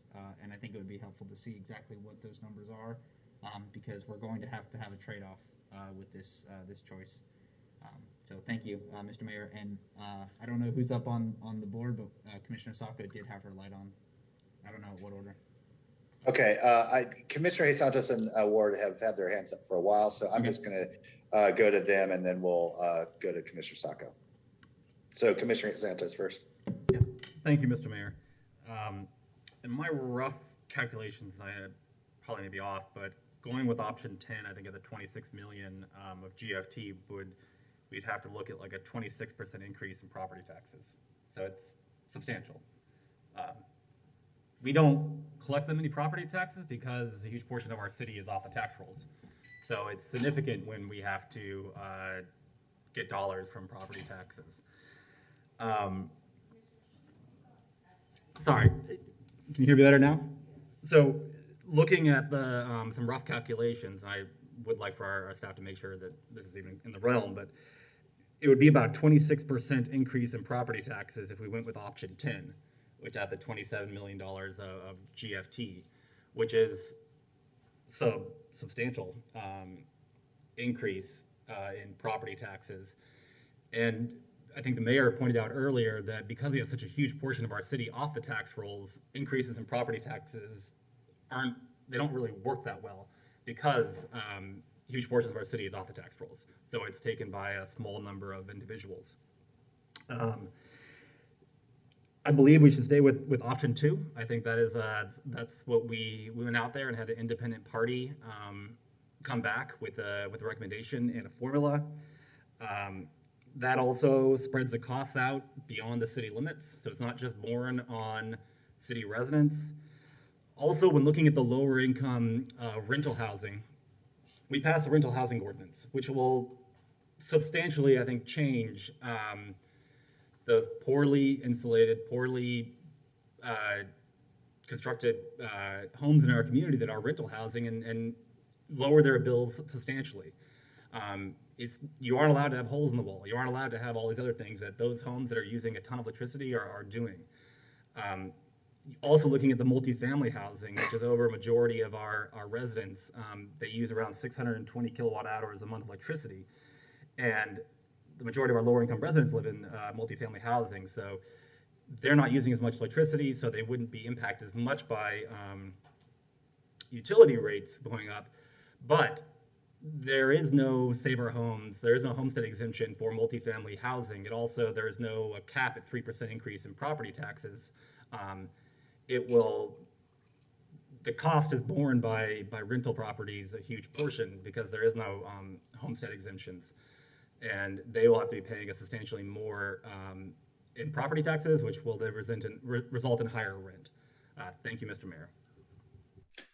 Thank you, Commissioner Ward. Thank you, Mr. Mayor. And also, before I launch into some numbers here, there's no appropriate time to ask for this, but we probably need to work on the acoustics in here. And I know our communication staff has worked hard at this, and facility staff, but it's really hard. The addition of these wonderful, very safe plexiglass panes has really changed the acoustics, and we're all trying to be heard without shouting and to hear each other. So in between meetings, if we could make another pass at that would be really helpful. Thank you. Okay. I took a little different approach to this. And I added up the total difference in our current GFT and the proposed GFTs going forward 6 years, as the tables that were presented us do. Number 10 proposal brings us a total of $47.5 million worth of shift over the course of 6 years, starting by dropping the GFT to 27.7 million in this coming year and varying it over the course of 6 years. Proposal number 2 over the course of 6 years represents a $19.5 million shift. So 47.5 for proposal 10, 19.5 for proposal 2. And I'll say, I don't know if this is useful or helpful at all, but this is just my process. I looked at somewhere in between that represented a more regular step down instead of a jump off the cliff in the first year and varying amounts over 6 years. I took kind of a regular step down approach, starting with a difference of $2.5 million in the coming year, but still getting to a total shift over the course of 6 years of $47.5 million. What that would look like for the next 6 years is this coming year, a transfer of 35.8, followed by 33, followed by 31, followed by 29, followed by 28, followed by 27.4, followed by 26.1. Now that achieves over 6 years the same thing as number 10 without jumping off a cliff in the first year. Because that dropping from 38.3 to 27.7 in the first year just seems really difficult to achieve to me. But if we can take a step down every year, that gets us over the course of 6 years to the same number as proposal number 10 does. It just does it in an easier to swallow package, I think. So there's that as something for everyone to think about. I'm not sure that I would support that. I want to hear what everybody else has to say. But it's a way to think about that is different from very little or a whole lot. It's somewhere in the middle, and maybe that has merit. Thank you. Thank you, Commissioner Sacco, and then Commissioner Johnson. Thank you, Mr. Mayor. So I was trying to find a document that I talked to GRU and then I talked to general government, and it kind of put out the percentage values of, you know, the percent rate increase on utility versus the percent increase on millage, and I can't find it, which probably means I need to clean my office. But if Mr. Feldman could find that copy, I think I want to illustrate, you know, just the percentages that we're talking about if we talk about a you know, a shared cost between millage and rates and what that would look like. But as I can go on with some of my other points, I agree that, you know, some of the houses have, especially that first property, it looks to just be an astronomical cost for a property that's probably valued at $75,000. My home is valued at $65,000, and my average use is about 400 kilowatts a month. That's roughly where I stay at for a home that should be similar to that first property. So there is something wrong with the property, not so much the rate at that point, if that's where the bills are coming in at. Mr. Feldman said earlier that the 3 middle properties account for kind of average property values. So that is the typical, the vast majority of the increases we will see will look like that. They will not look like property 1. They will look more likely than not a higher jump on the property side than the utility side for most of our neighbors. If that is, you know, the direction it's going to go in, I think we have to make the decision to not, you know, to not overburden a smaller group when there is another option. And I agree with Commissioner Santos that if we look at the rental properties that are probably in poor condition, those should be getting energy efficiency upgrades in the next couple years, and that would help alleviate some of that cost, especially to properties that would have otherwise been overburdened by utility costs, because it will be inspected and kept to a certain standard that will hopefully bring down the utility usage and cost.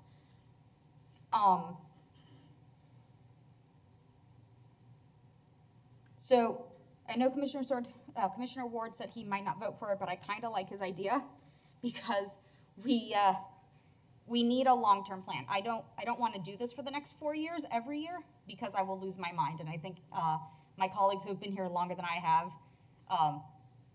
probably already lost a fraction of their sanity doing this every year. So no one wants to do this every year. No one wants to watch us do this every year.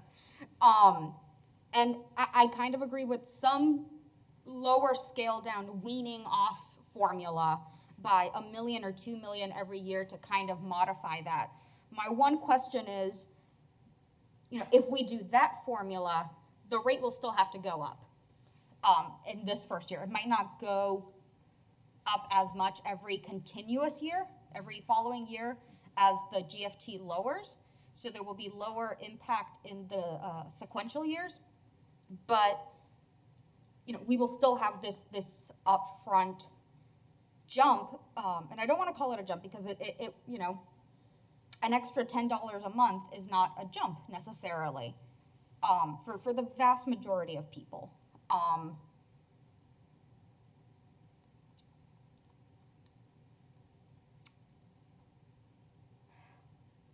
I think we need a long-term formula. Where I am right now is, you know, we're between a rock and a hard place, so we have very few choices for this coming year. My choice is to burden the least number of people, knowing that there is a safety net for renters who would be in the worse off properties, that their properties will have to be upgraded and fixed up to a certain degree. And with that safety net and burdening the least number of people, I think going forward with this, with option, the first half of option 2 of raising rates right now and then lowering it sequentially by $1 million to $2 million every year, is the most pragmatic option that we have right now. That's my 2 cents as the fresh eyes on this matter. I just don't want to see this every year come back for the same conversation. Thank you. Thank you, Commissioner Johnson. Thanks, Mayor. So these are my thoughts. First of all, thank you to everybody that's put this presentation together.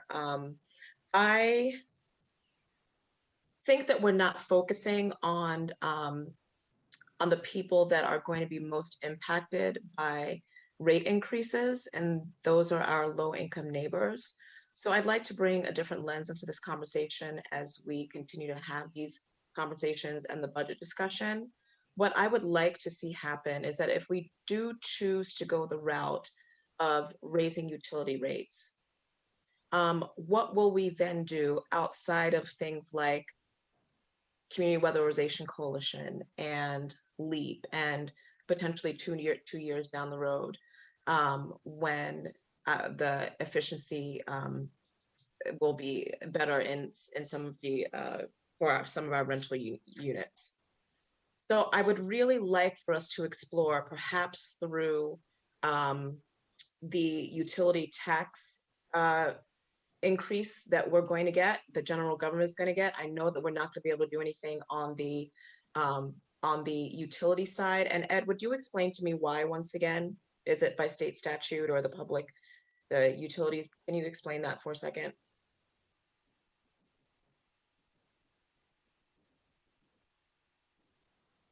Ed, you're on mute. Okay, can you hear me now? Yep. Yeah, unfortunately, we are required to treat each rate class the same. Right. So you can't have, different rates within rate classes for people develop on a means kind of test.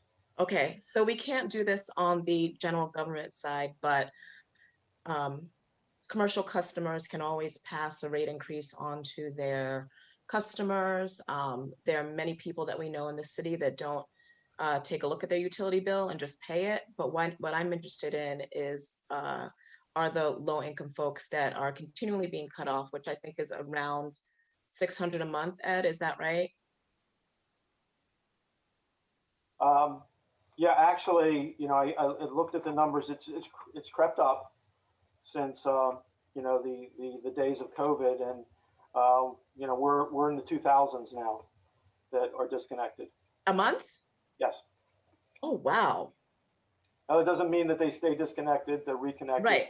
But clearly, if there's a group of folks in Gainesville that are low income, that cannot afford to pay their bills, such that their utilities are getting cut off. And to me, utilities, to me, it's like food and housing. It's one of the essentials. So if you cannot afford to pay for utilities, there's a really big problem. So what I would like to do, and I'm going to ask our policy research team, and also to have this be a part of the budget process, is what, if we choose to have a rate increase, what programs, what additional support can we give to our low income neighbors to justify, and not even justify, but to mitigate the harmful impacts of the rate increases?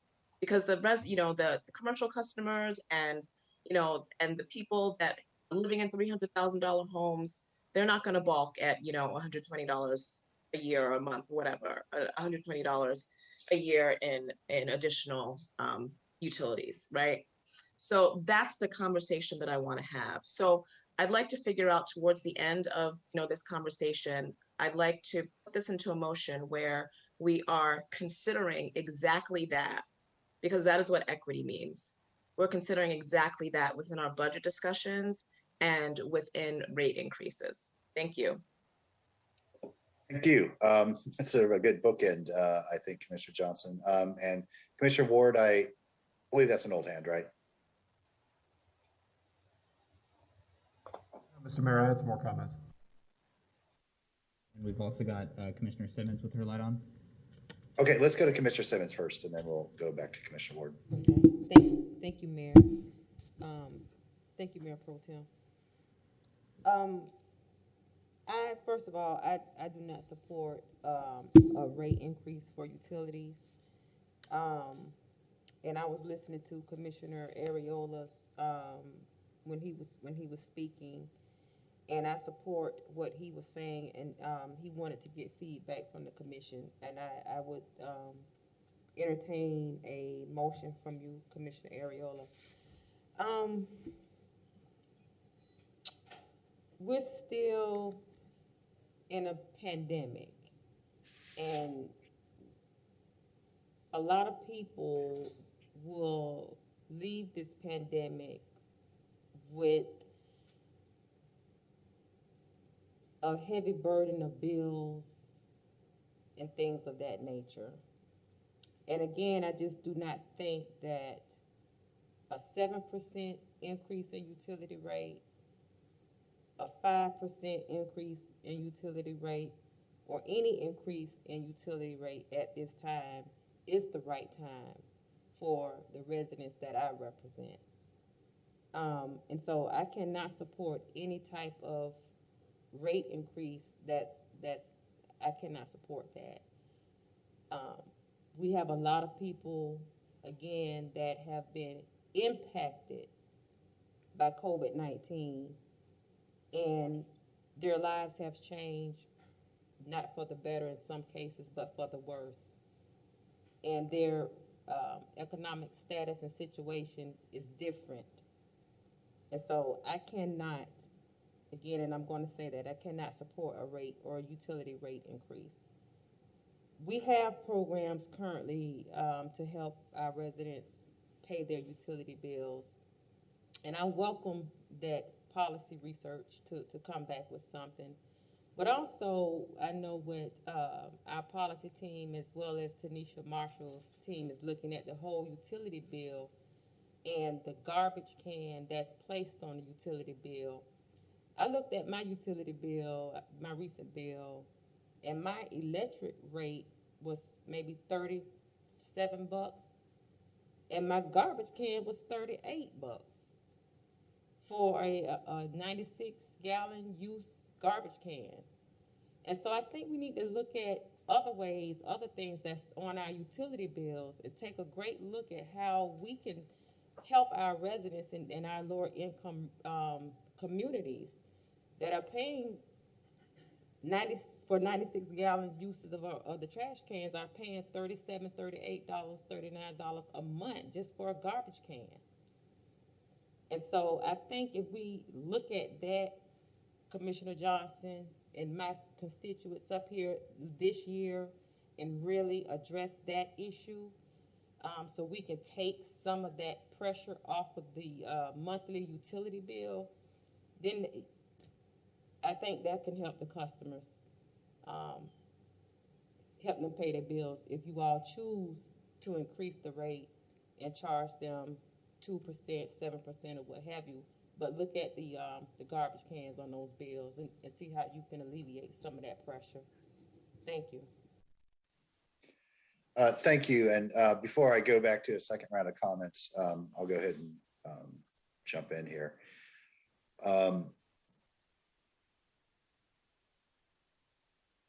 I felt maybe it's age and maybe it's tenure. I always feel like I'm the curmudgeon on the commission.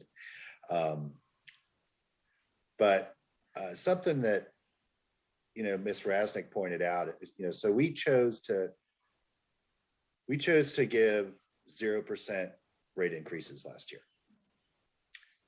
We also chose to give raises to all our employees. We also chose to make some major investments in infrastructure, all of which I support, all of which all of you support, you voted for. And, I think often we have these discussions and we sort of bifurcate those two sides of the budget. So what we're talking about right now is the revenue side. Excuse me, where are we going to get our revenues from? And then on the other side is, what do we do with those revenues? What level of service will we provide? How how much do we want to invest in our community builders and their progression and the dignity with which we treat them and compensate them for the work that they do. So that's something I want us to keep in mind, that if we're going to continue, and most of our community builders at GRU are going to get raises because they have a contract that says they will, that we all approved. So if we're going to continue doing that, if we're going to continue investing in the infrastructure, if we're going to continue investing in the reliability of the utility, those things cost money. And they are investments. They are things that build and add value to the utility. And so, if we say that year after year, and I'm using a hypothetical I'm not trying to refer to any particular commissioner's statements. But if we say, because we would love to say 0% raises in perpetuity, or let's reduce rates every year. That's a wonderful kind of aspirational moment to have. But we also are all very conscientious about wanting to maintain the service level and the quality and the competitiveness of our workforce, being able to attract good people and keep good people here. And, I think, I don't remember if it was your first budget, Commissioner Johnson, or last year, it all blends together, but you sort of asked a question. We were looking at a jump. You said, well, couldn't we just do an incremental, 2% every year or 3% every year? So folks knew and could predict and budget for, instead of having these leaps and then years of zero. And, that to me is a more sustainable budget model.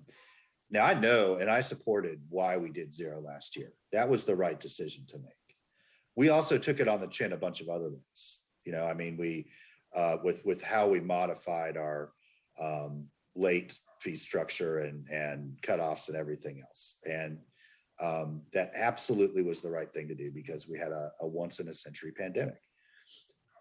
We are emerging out of that. And this budget is for next year. This budget will be in effect when our economy should be not only recovered, but growing at a really healthy pace. We should have vaccinations in everybody's arms that wants them. Everything is trending that direction. We also will have support from our federal government. It's already been passed, and there are elements in that for utility assistance that I believe can, to Commissioner Johnson's point, I'm not at this moment saying where I think the revenue should come from to do, but it's exactly how I started framing this conversation. It's that house with the high usage and the low value. It's that low income neighbor that's using twice the average that is our equity gap. That's where the gap exists.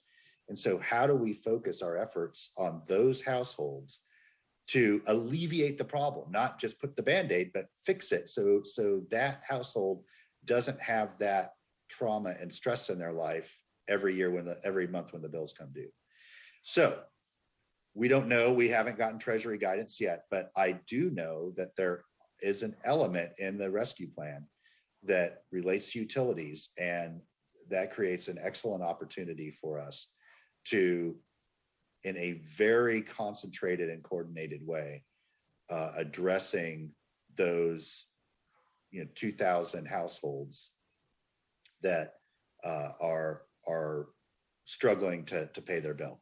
And I'm not to delegitimize anything here. Some of those households are college students that, could pay but don't, move or irresponsible, let it go. I thought the roommate was going to get it. I thought okay. And then they get it turned once they realize it, So there's, it's not all that 2,000 does not all consist of folks that are truly financially struggling. There's another part of that that is not necessarily our role to address. It's not our role to address like roommate irresponsibility. So, I agree with that plan, but I do think the sustainable decision is that because we are investing more and our utilities costing us more, we should account for those costs in the rates. I also believe that pulling back on the pressure that the GFT places on GRU is an important step to take. The metrics have just changed considerably over the last several years, where the utility side of our city is out of flexibility. They just do not have any agility in their budgeting decisions to allow for anything new or innovative or even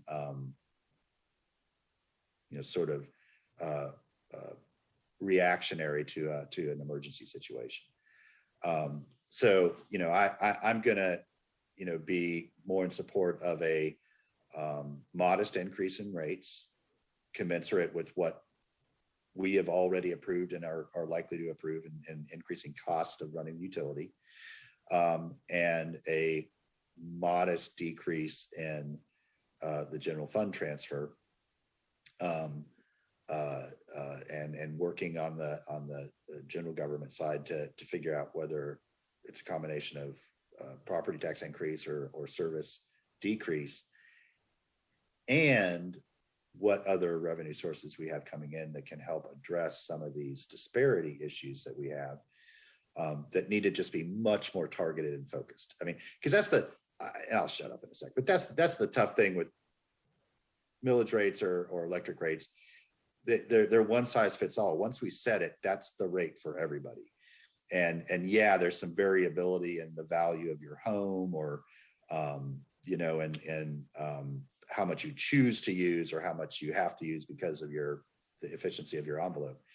But you don't solve systemic equity problems with these mechanisms, right? You've got to have something different that's focused on the particular households that are facing the challenge, and come up with solutions that deal with why that challenge exists. And so that is a separate conversation outside of rates and property taxes that I'm super excited to have. And I think we have a lot of mechanisms that we didn't have in previous years to both design what that looks like and fund what we figure out can work. So with that, I'll go back to Commissioner Ward. Thank you, Mr. Mayor. I want to thank everyone for the comments on this. It's helped me refine my thinking. Commissioner Simmons, I totally agree with you that we need to find a way to take things off of the GRU bill that increase that monthly bill in a way that's unsustainable for a lot of folks. You shouldn't have your power and your water cut off because you couldn't afford the garbage collection. We can collect the garbage collection fee separately. We can do that on the property tax bill. There are ways to get that done. Otherwise, it doesn't go away. It just is collected differently, and there's a different penalty for not paying it. And I think that's something we absolutely need to address.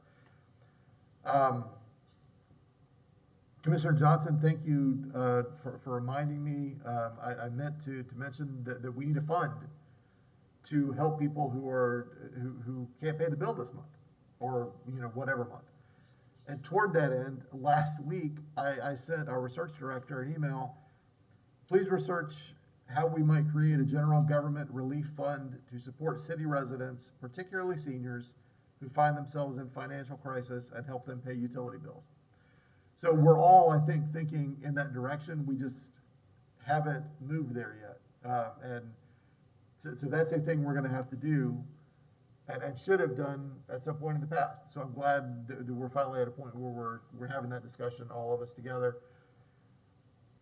Regardless of whether there's a pandemic on or anything else, in a good year, there are going to be people who have a tough time keeping up, and we ought to be there for them and help out. We can do that through a general government fund. It's absolutely possible, and we need to focus on getting it done.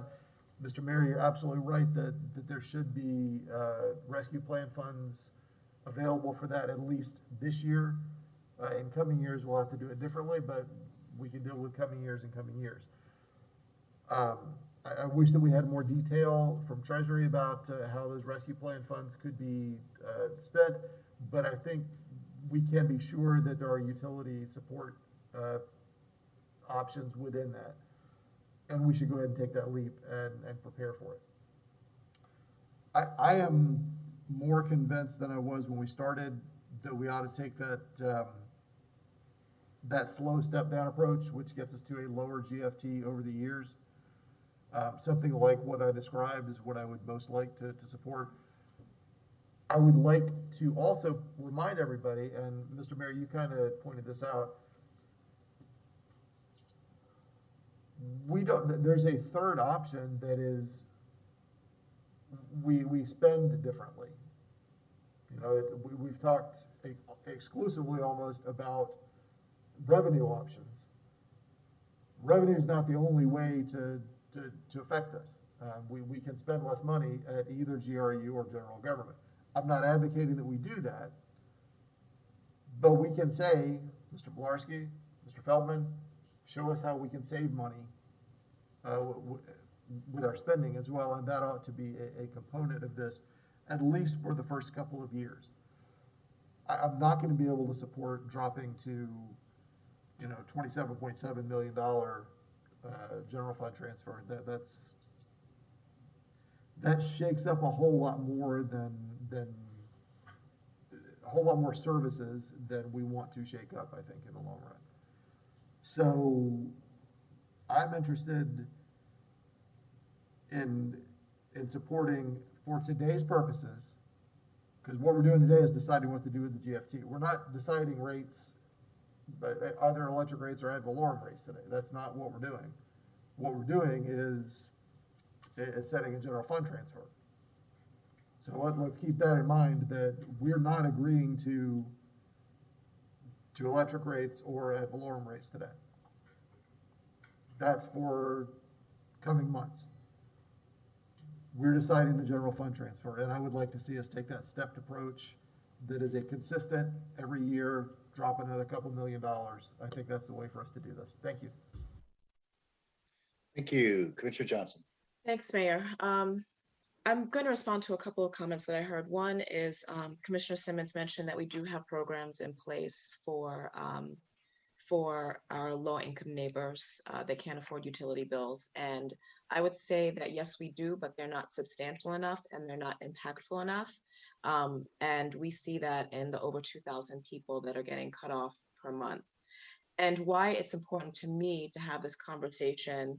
Mayor, you mentioned that, we'll have this conversation outside of rates and property taxes. Why it's important for me to have this conversation right now, I'm just going to make it very plain, is that I will not be voting in favor of a rate increase unless we have a very clear plan in place for people, for our low-income neighbors that cannot afford their utility bills. So this is why it's important for me to have this information now, so that I can be comfortable making a decision about whether or not and how much we raise taxes and or utility rates. And in, you know, in regard to the general fund transfer, more information that I think is going to be important for us to have, and not only for us, but for the public, is what does it really look like? Like we hear all the time that yes, this is going to impact, you know, our public safety and fire and police and parks and, you know, and salaries and services. Like we hear that, but we don't know what that looks like on paper. So what I would like to see is what does that look like? It's important for the public to see what that looks like. What does it look like if if the general fund transfers at $27 million? What does it look like if it's at 30? What does it look like if it's at 35? Like, to what point are we cutting? To what point are we cutting, and what are we cutting? So that's something that I would like to see from general government at $27 million, at 30 million, and at 35. And at some point, I'll put that into the motion when we figure out what that looks like. Thank you. One more thing. And also, Harvey, it looks like we were on the same page with that. So, you know, that's something that I just, you know, I said it a little bit differently with Zariah, but that is something, I'm glad that we're on the same page and at least thinking in the same direction about this. So I'm looking forward to continuing to have this conversation as we go through budget talks. Thank you. Thank you, Commissioner Ariel. Thank you, Mr. Mayor. I would also like to see that price breakout, 27, 30, and 33 and 35. I like the idea of a slow step down, not to steal the mayor's thunder on the cold water point, but you know, we're going to have these discussions every year because every year is a different budget. So, you know, we can't dictate to future commissions what the future property taxes are going to be, or what the future utility rates or the future general fund transfer. It's good to help us ideate, but it's not ever going to be cement. So that's just the nature of our responsibility on this dais. I think that if we can look at what those clear figures are for those numbers that were listed, I think we can get a better idea for where each commissioner is comfortable and where we can get a passable budget. And I'm in full agreement that we need to be very clear about the utility assistance that we're going to provide through the American Rescue Plan. At the Audit and Finance Committee, the last meeting, I brought up to our finance staff that I fully expect there, once we get more information from the U.S. Treasury, of course, I fully expect us to have a transparent, line item, very clear description to this commission and to our residents how that money is going to be spent and how it's going to benefit them, especially given, you know, well, I'll leave them out of the discussion. But, you know, we saw some really, I think, some shady activity with the CARES Act funding recently from Alachua County. So I just don't want there to be the impression that any of that funding is going to be misused from our perspective. So I like the thinking that you had, Commissioner Ward. I think that it really was helpful because it was a reminder that we don't have to put unnecessary burdens on different parts of the government. And I think a solution of changing our spending, changing property taxes, and changing the electric rates while emphasizing support for the people who are going to be impacted the most, I think that's the path forward. Thank you. Thank you, Commissioner De Santos. Thank you, Mayor. Commissioner Johnson and Commissioner Ward, I do support as well us looking at what programs we can have to help our lower income residents with utilities and making sure that both, I think, the immediate things, but also looking at what will actually help in the long term as well, because paying every month is not, I think, a sustainable thing. You have to try to fix the root of the issues. I think the mayor talked about this, and I'm going to bring it up again because we're cutting it seems like there's a majority of votes who wants to move towards cutting the GFT.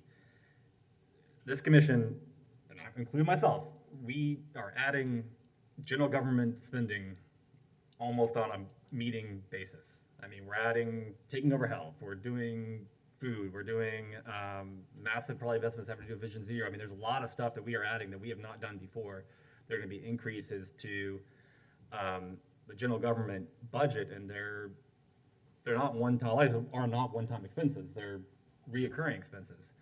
I mean, we just $250,000 last week for the homeless outreach. I mean, we have to keep that in mind, and I think we have to decide on what kind of,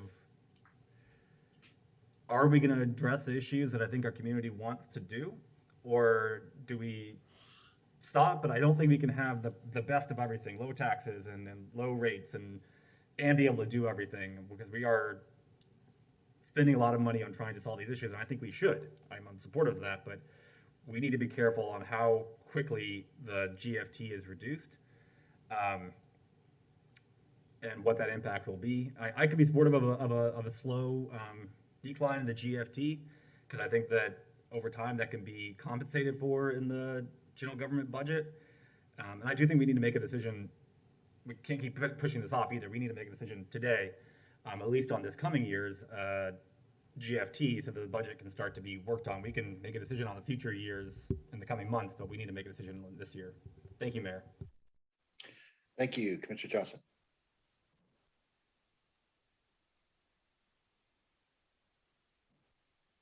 Commissioner Simmons also had her light on, Mr. Mayor.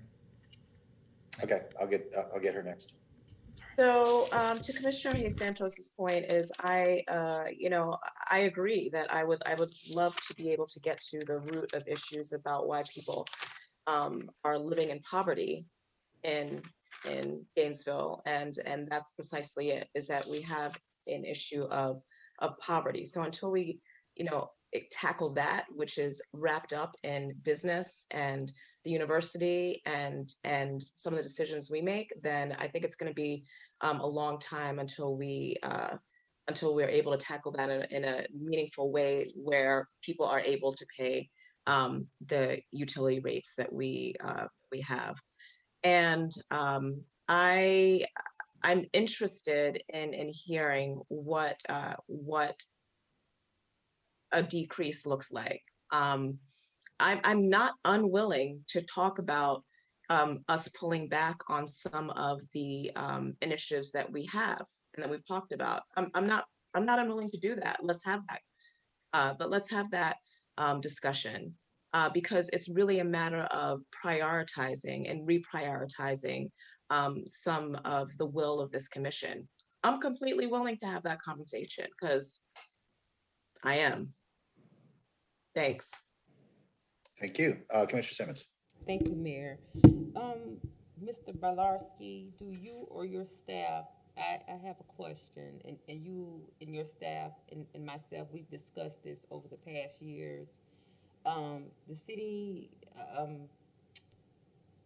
give a certain amount of money towards the utility assistance program. Could you tell us, or someone from your staff let us know how much that is?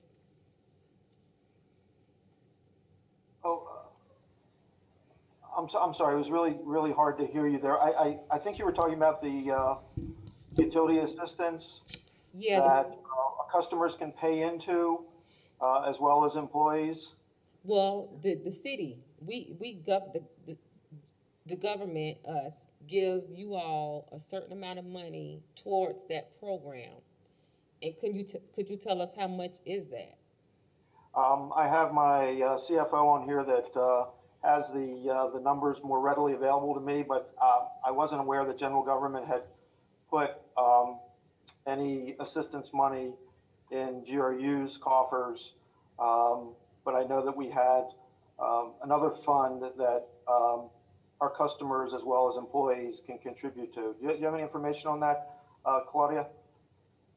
So there's two programs. One is Project Share. And to be honest with you, the last time I pulled those numbers, I think the contribution amounts from customers and employees off the top of my head were right around $36,000 a year. There is another program. It's called LEAP. It's the low income energy efficiency program. And again, that's off the top of my head, but I think the annual amount is probably $425,000 or $450,000. So $425,000 to $450,000. Okay. But that money only comes out of GRU's budget. That's correct. So GRU think over the past, oh goodness, when I ran the numbers about a month ago, back since 2011, the GRU has essentially funded that program for about $6 million over that period of time. Okay, I thought maybe I'm mistaken, but I thought there was a program that we contribute a certain amount of money, funds towards to help low income residents, and maybe I'm getting it mixed up. Now, well, GRU is the city, so Yeah. GRU does contribute on behalf of the city. Yeah, so if you all put forth money into this fund, how much was that, Ed, that you contribute to the fund? It's I think Claudia is right. It's somewhere between 425 and 450,000, and then contributions from outside of GRU from the community is 36,000. So so this side of the aisle have not made any contributions toward low income utility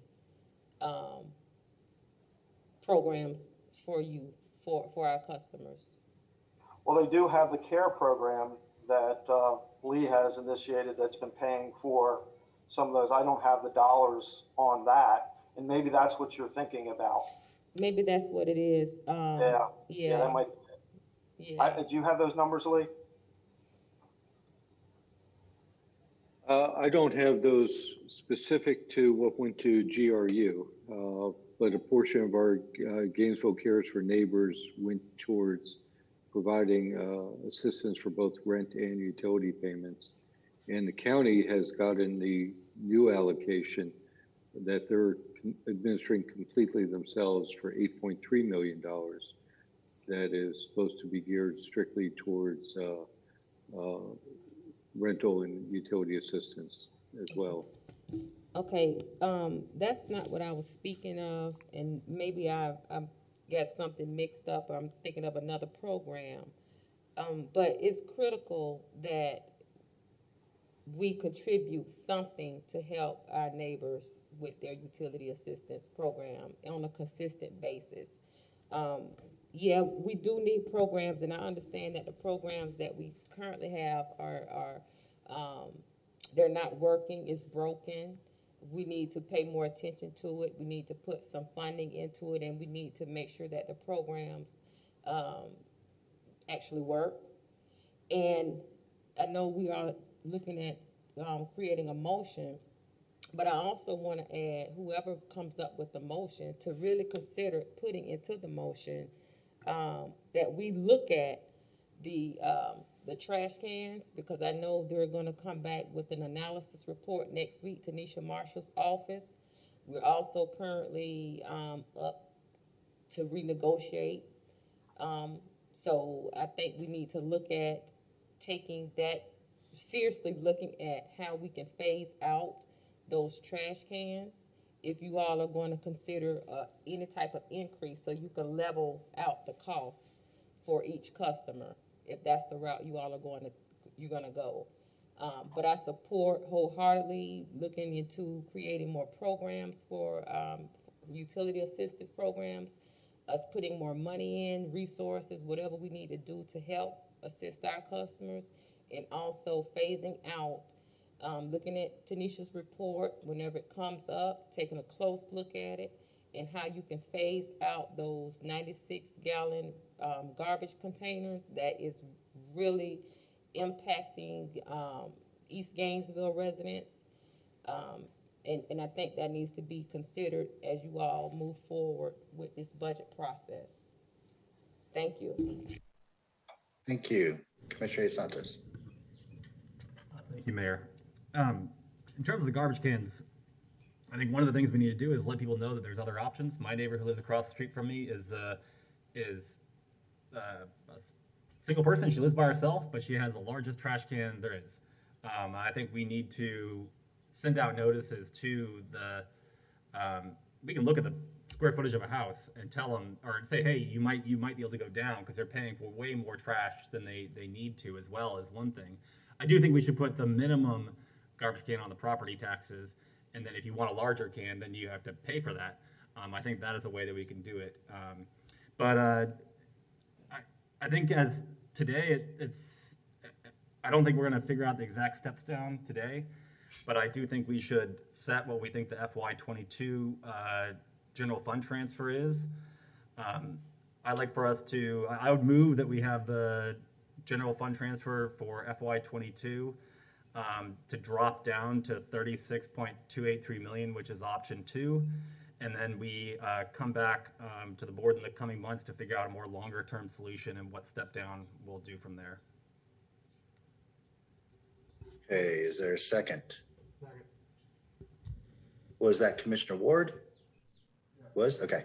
Thank you. You're a little tiny person on a little tiny frame out of like a Brady Bunch window for me. So it's really hard for me to tell, but Commissioner Hayes Santos moved. No one has called me little tiny in a long time, Mr. Mayor. Thank you. Okay, and Commissioner, did you want to include, because I'd certainly be inclined to support Commissioner Johnson's idea of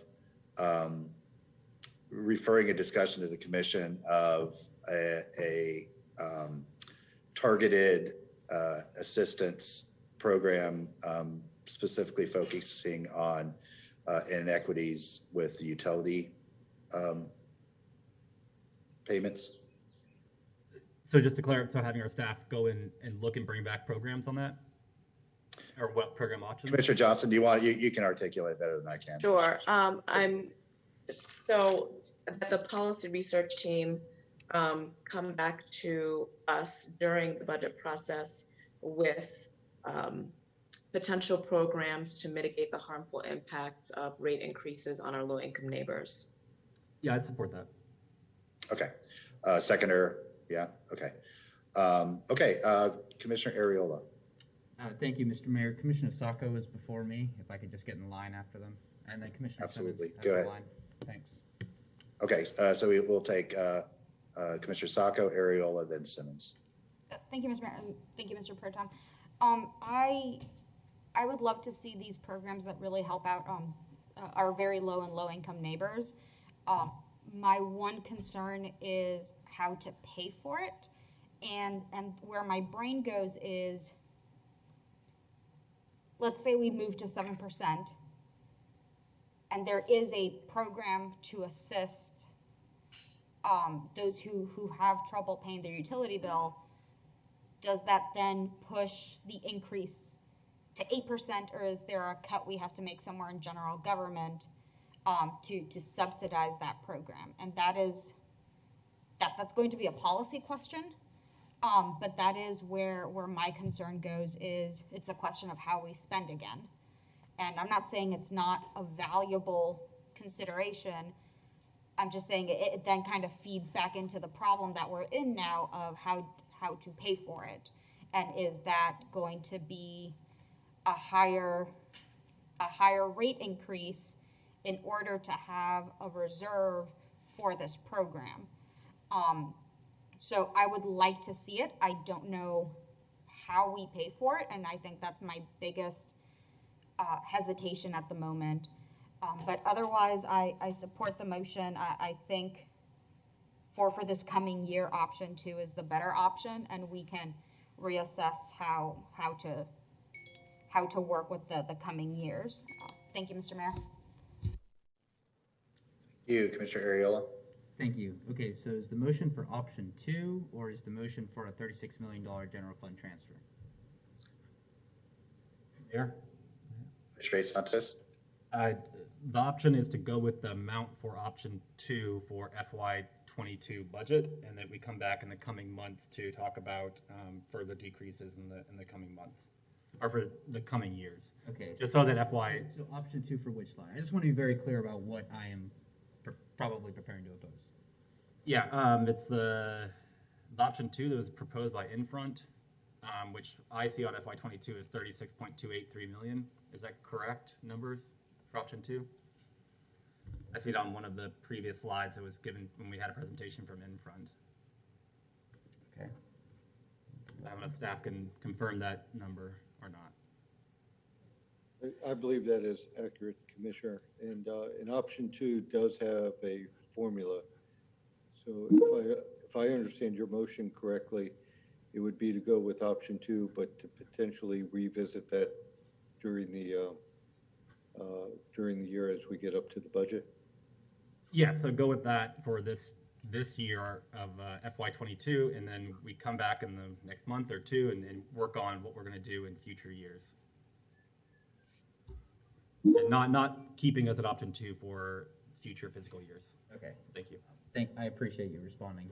The reason why I ask is because I still want to see the various options for different amounts rather than us committing as a majority of the commission right now to a figure. And you know, I think it's admirable that we want to figure out what to do in the future, but we cannot cement future commissions to our deliberations today. So I don't know that that doesn't offer me anything more to be convinced about to support the motion.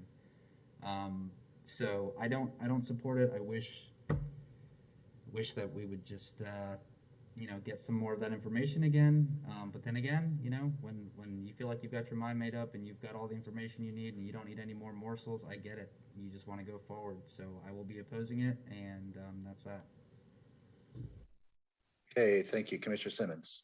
Mayor, I just would like clarification on the motion. Option 2 is the, is it 36 or $38 million? Is that the one with 36.3? Mayor, may I clarify? Yeah, go ahead. Yes, it's dropping it down to, from where are we at, 38 point something million down to 36.283. So the formula that's used in option 2, which currently is projected at 36.283 million. And what's the rate increase, the percentage of the rate increase? 7%? No, I mean, we're not at rate. I'm not voting for a 7% increase. I think we should look at cuts at GRU. There's a lot of other things that. I can't hear you. I'm sorry. All right. I'm not voting for a 7% increase in the coming year. I think we need to look at cuts on the GRU side and seeing where we can do some cost cutting. So that's.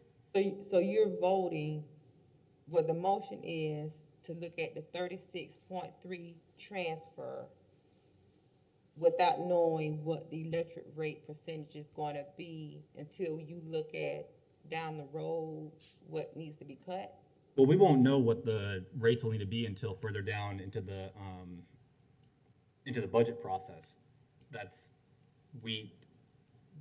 is further down once we get. That's like one of the last things I think we do is finally figure out what are we going to set our millage at and what are we going to set our rates at after we figure out what we're going to spend or what we're going to cut on both sides. Okay. Thank you, Mayor. Yeah, the motion is simply to give a definitive direction of what to set the GFT at, as well as refer this issue of new programs to assist folks struggling with their utility bill. Without knowing what the potential rate increase looks like. No, again, we can't know the rates until we set the GFT. Okay, I'm not supporting this. Thank you. Okay, Commissioner Ariola's hands up, but I think he left the room. So we'll go to Commissioner Johnson. Can you split that motion? And I'll just say that I think it's irresponsible of us to do this without the further information from general government about what decreases look like, significant decreases look like over the course of the year, for these next couple of years. I'm not going to be supporting the motion and I would like it split. Okay, I just want to clarify from you, Commissioner Johnson, decreases in the GFT in future years?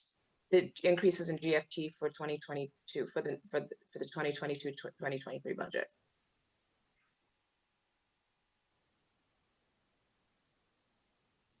Okay, I'm confused now. Okay, so what I'd like to see before we make this decision is what the general fund transfer what it looks like instead of being very nebulous about police, fire, parks, is to be very as specific as possible, what this looks like at, $27 million, $22 million, $33 million, $35 million. That's the information I'd like before we move forward with this decision. But it doesn't look like that's the majority of the commission. And I think that that's irresponsible. And that's why I'm going to be voting against. Okay. I understand where you're coming from. I'll share my perspective on that in a sec, but let me go to Commissioner Ward. Thank you, Mr. Mayor. To be very clear, what I support is the formula for this coming year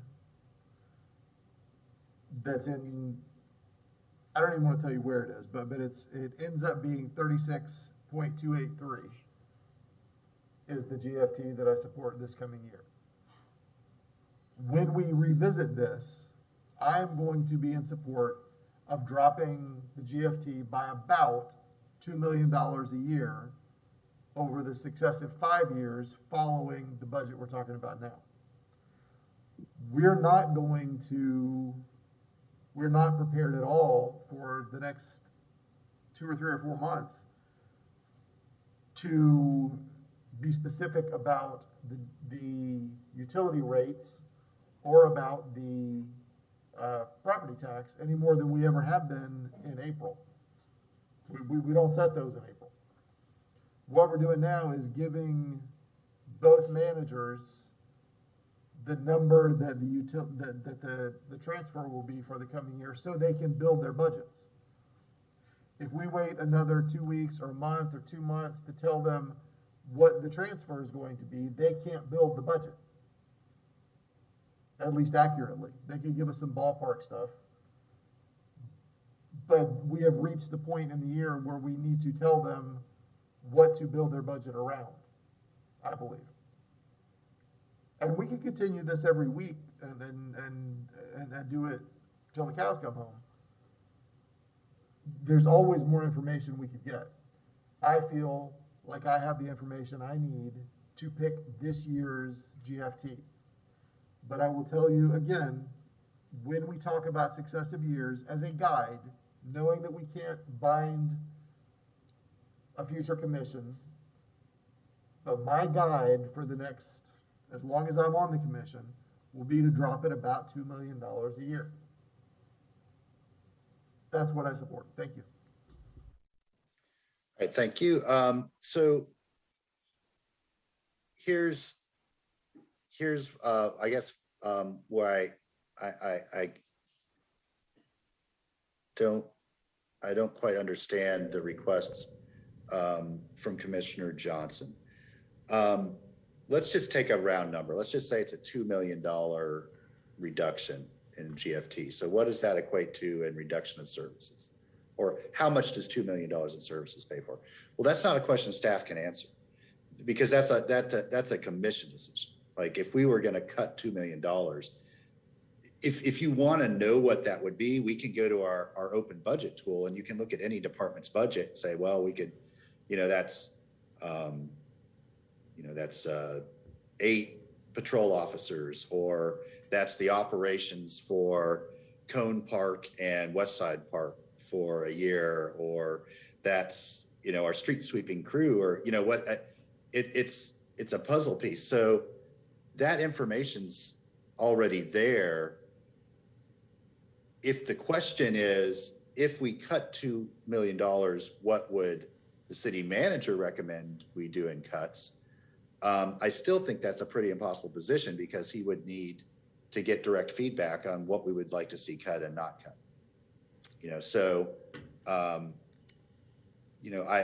I do feel that we all have that information already available through our open budget tool, as does our public. I mean, anybody can go on and use that. If it gets to the point where, and I think this is a future discussion at a budget meeting, if we take this action today to lower the GFT, at the next time we have a general government budget meeting, then we need to give clear direction to the city manager that either, it's not an either or, we want to see no cuts. So, we need to increase the millage rate. We don't want to increase the millage rate. So we need to discuss cuts and where would we like to see them. Or we'd like to increase services. So not only do we not want to see cuts, but we want to increase further to accommodate some of these, new initiatives and new priorities. And some of that honestly will come out at our strategic planning update. I mean, that's the purpose of that, to see, are we still aligned with what we were aligned with last year? Are there new things that we need to add? Are there things that are not as much of a priority as they once were? So that will be helpful in framing that budget discussion as well. I think we all would need to decide if we're going to cut services, where would I, one of 7 votes, be willing to make those cuts? And those are hard decisions. I went through 20 million of them back in 2009, and it was not a fun budget year. Commissioner Ward or Ariola, are those old hands or new hands? I saw lights for Commissioner Sacco, but she turned hers off, so Commissioner Simmons has a light. Okay. Old light, never mind. I got old lights over here too. Okay. Commissioner Ward, old light, you go, your hands down. Okay. We do have a motion on the floor, so let's turn it. Actually, let's, so I don't forget or look like a bad person, let's take anybody in the chambers first, and then I'll turn it over to Larry for people on the phone lines. Nobody's stepping up, Mr. Mayor. Okay, Larry? Mayor, we have 2 calls at the moment. Nathan Scott is first, and he'll be followed by Nancy Darren. Nathan. Thank you, Larry. Good afternoon, Mayor, Commissioners. Nathan Scott. So first and foremost, I want to say that the motion being offered is not a solution. It is very disappointing. The mismanagement of GRU at the hands of the mayor and the Gainesville City Commission in terms of the debt downgrades has cost GRU customers $27.6 million in counting. GRU remains at further risk of additional debt downgrades. Cutting the GFT by a token amount, the patient's still bleeding out on the table, folks. Commissioner Ward, you have no business managing a utility. That's not a solution. Commissioner Hayes Santos raised the issue about the uncontrolled spending on the city government side. I raise that issue every time I speak before the city commission. You spend more and more money at every meeting and hire another consultant that you don't know how you're going to pay for because you have no fiscal restraint. So again, the uncontrolled growth of city spending, along with the ongoing mismanagement of GRU at the hands of the mayor of the Gainesville City Commission, has led you to be in having to make tough decisions on revenue-related issues on the GFT. You have no one to blame but yourselves and your own failed progressive policies. Again, the solution of forcing GRU to further cut its spending without making substantial cuts on the city government side is not a solution. GRU has been forced to cut its budget year after year after year while the cities continue to increase its spending. Just look at the growth curve on your property taxes over the last 4 years. It just shows you have a spending addiction with taxpayer money. Again, the solution on the motion is not a solution. It's very short-sighted because the rate impact associated with what GRU has proposed here doesn't even include the cost of implementing your renewable energy goals. How are you going to pay for this, commissioners? You can't do everything, and you're agnostic to reality. Again, solution, mismanagement and failed policies. The solution to your mismanagement and failed policies are just to further subsidize the harm that you've caused low-income customers and low-income families and GRU customers. Your solution to everything, every problem that you don't want to acknowledge, is to throw more money and subsidize it. That's not fair to the general body of ratepayers. It invites a petition before the Florida Public Service Commission. Again, you're at risk of being downgraded. I mean, I think Commissioner Ward and Commissioner Hayes Santos, you ought to acknowledge that your actions on this motion are most likely to cause a downgrade the next time GRU goes up for credit review or seeks to issue debt. You need to own that. And again, you talk about all the things you talk about, poor housing stock. That's an excuse, commissioners. That's not the problem. Again, You didn't have that housing stock issue until you had astronomically high electric rates. You never heard about that. That was your excuse to run interference for your own mismanagement of the utility in the hands of the mayor and the Gainesville City Commission. Yes, energy Mayor, that's 3 efficiency is minutes. important, but additional conservation, energy efficiency isn't going to solve GRU's revenue problem. Thank you. Mayor, we have Nancy Darren, as I mentioned, and then we have the third caller that I'll need to identify after Nancy. Nancy, go ahead. Okay, thank you. Nancy Darren, I really appreciate the discussion and the discussions GRU staff is having. I'm really happy we're looking at low-income programs and very targeted ones, because housing stock is a huge issue and poverty is a huge issue. Changing the bills, I think, is good. I'm not going to comment on the levels, but I want to throw in something. I think we really need to be having big discussions, which the utility industry is under siege. It's a struggle everywhere. We have made choices which have been incredible for us and put us out in front. We're the most diversified utility. We've done conservation more than anyone. We have the highest renewable mix. We have the high reliability, on and on. We have a very low tax base here. We have high rental. And we've hit a crux point where the traditional rate structures of how utility sales for utilities they've been flat for years. We've really gotten in a bind in part because we've done so well.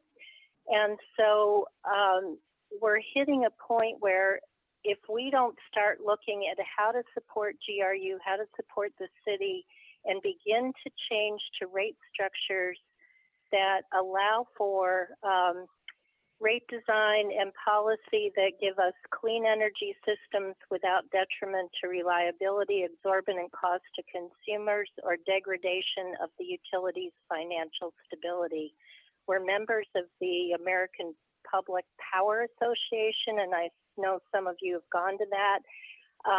They are working hard. There's so many utilities around the country who are doing pilot projects and working on things to figure out this very, very knotty problem. I mean, gnarly not as knots.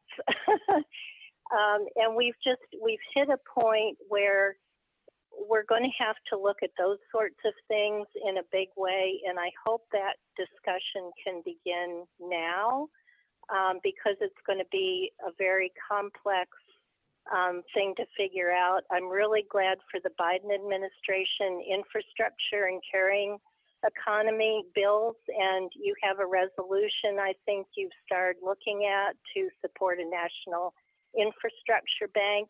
So the potential to get money, substantial money to do some of these things is out there. And I hope we can be ready and aware to take advantage of them, whatever they end up looking like. So again, thank you. Thanks for all the discussion. Thank you. And Mayor, as I mentioned, we do have a third caller. Caller, if you're there, and it's in reference to the general fund transfer, you can go ahead. Okay. Good afternoon, Commissioners. This is Joe Beatty speaking, and I was calling because I've been watching this process, and I think similarly to what I think Mr. Scott was saying, I think you're going about this wrong. You're starting at the position of should you cut, what the numbers should be. I really believe it's time for you to start and ask your staff, your professional staff that really knows what's going on, to build the budget from the bottom. What we absolutely need, just like families have to do, what the bills are that absolutely have to be paid.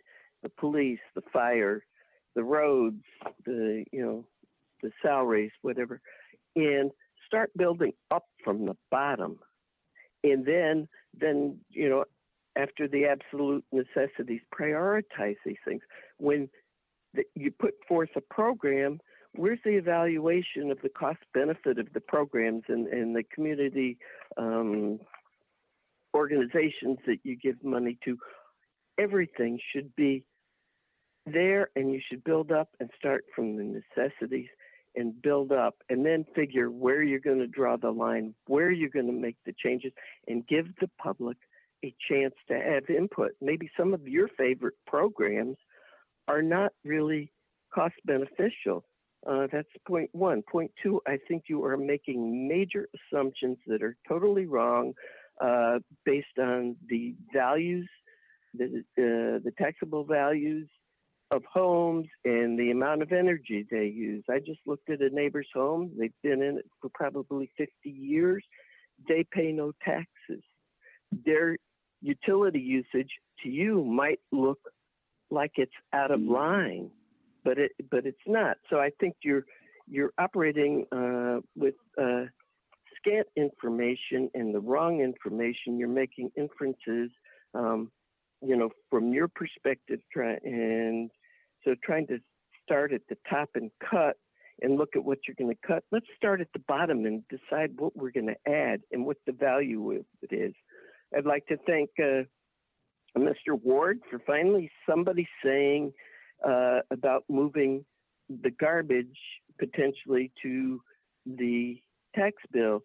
Mr. Conish, who has been so vilified and has, looked askance at for years, he's been concerned about the very same things that Commissioner Simmons just voiced, and he's been asking for that, not for himself, but for the people that this most affects. And maybe that's a lesson that maybe you could start listening to some suggestions from your citizens and really weighing them, not looking at us like the enemy. A lot Mayor, of that's these 3 things, minutes. a lot of citizens have been fighting for the same people that you're concerned about now, and it's the decisions of the past commissions and the ones that you've been on, Mr. Mayor. Thank you, Ms. Beatty. And I really wish.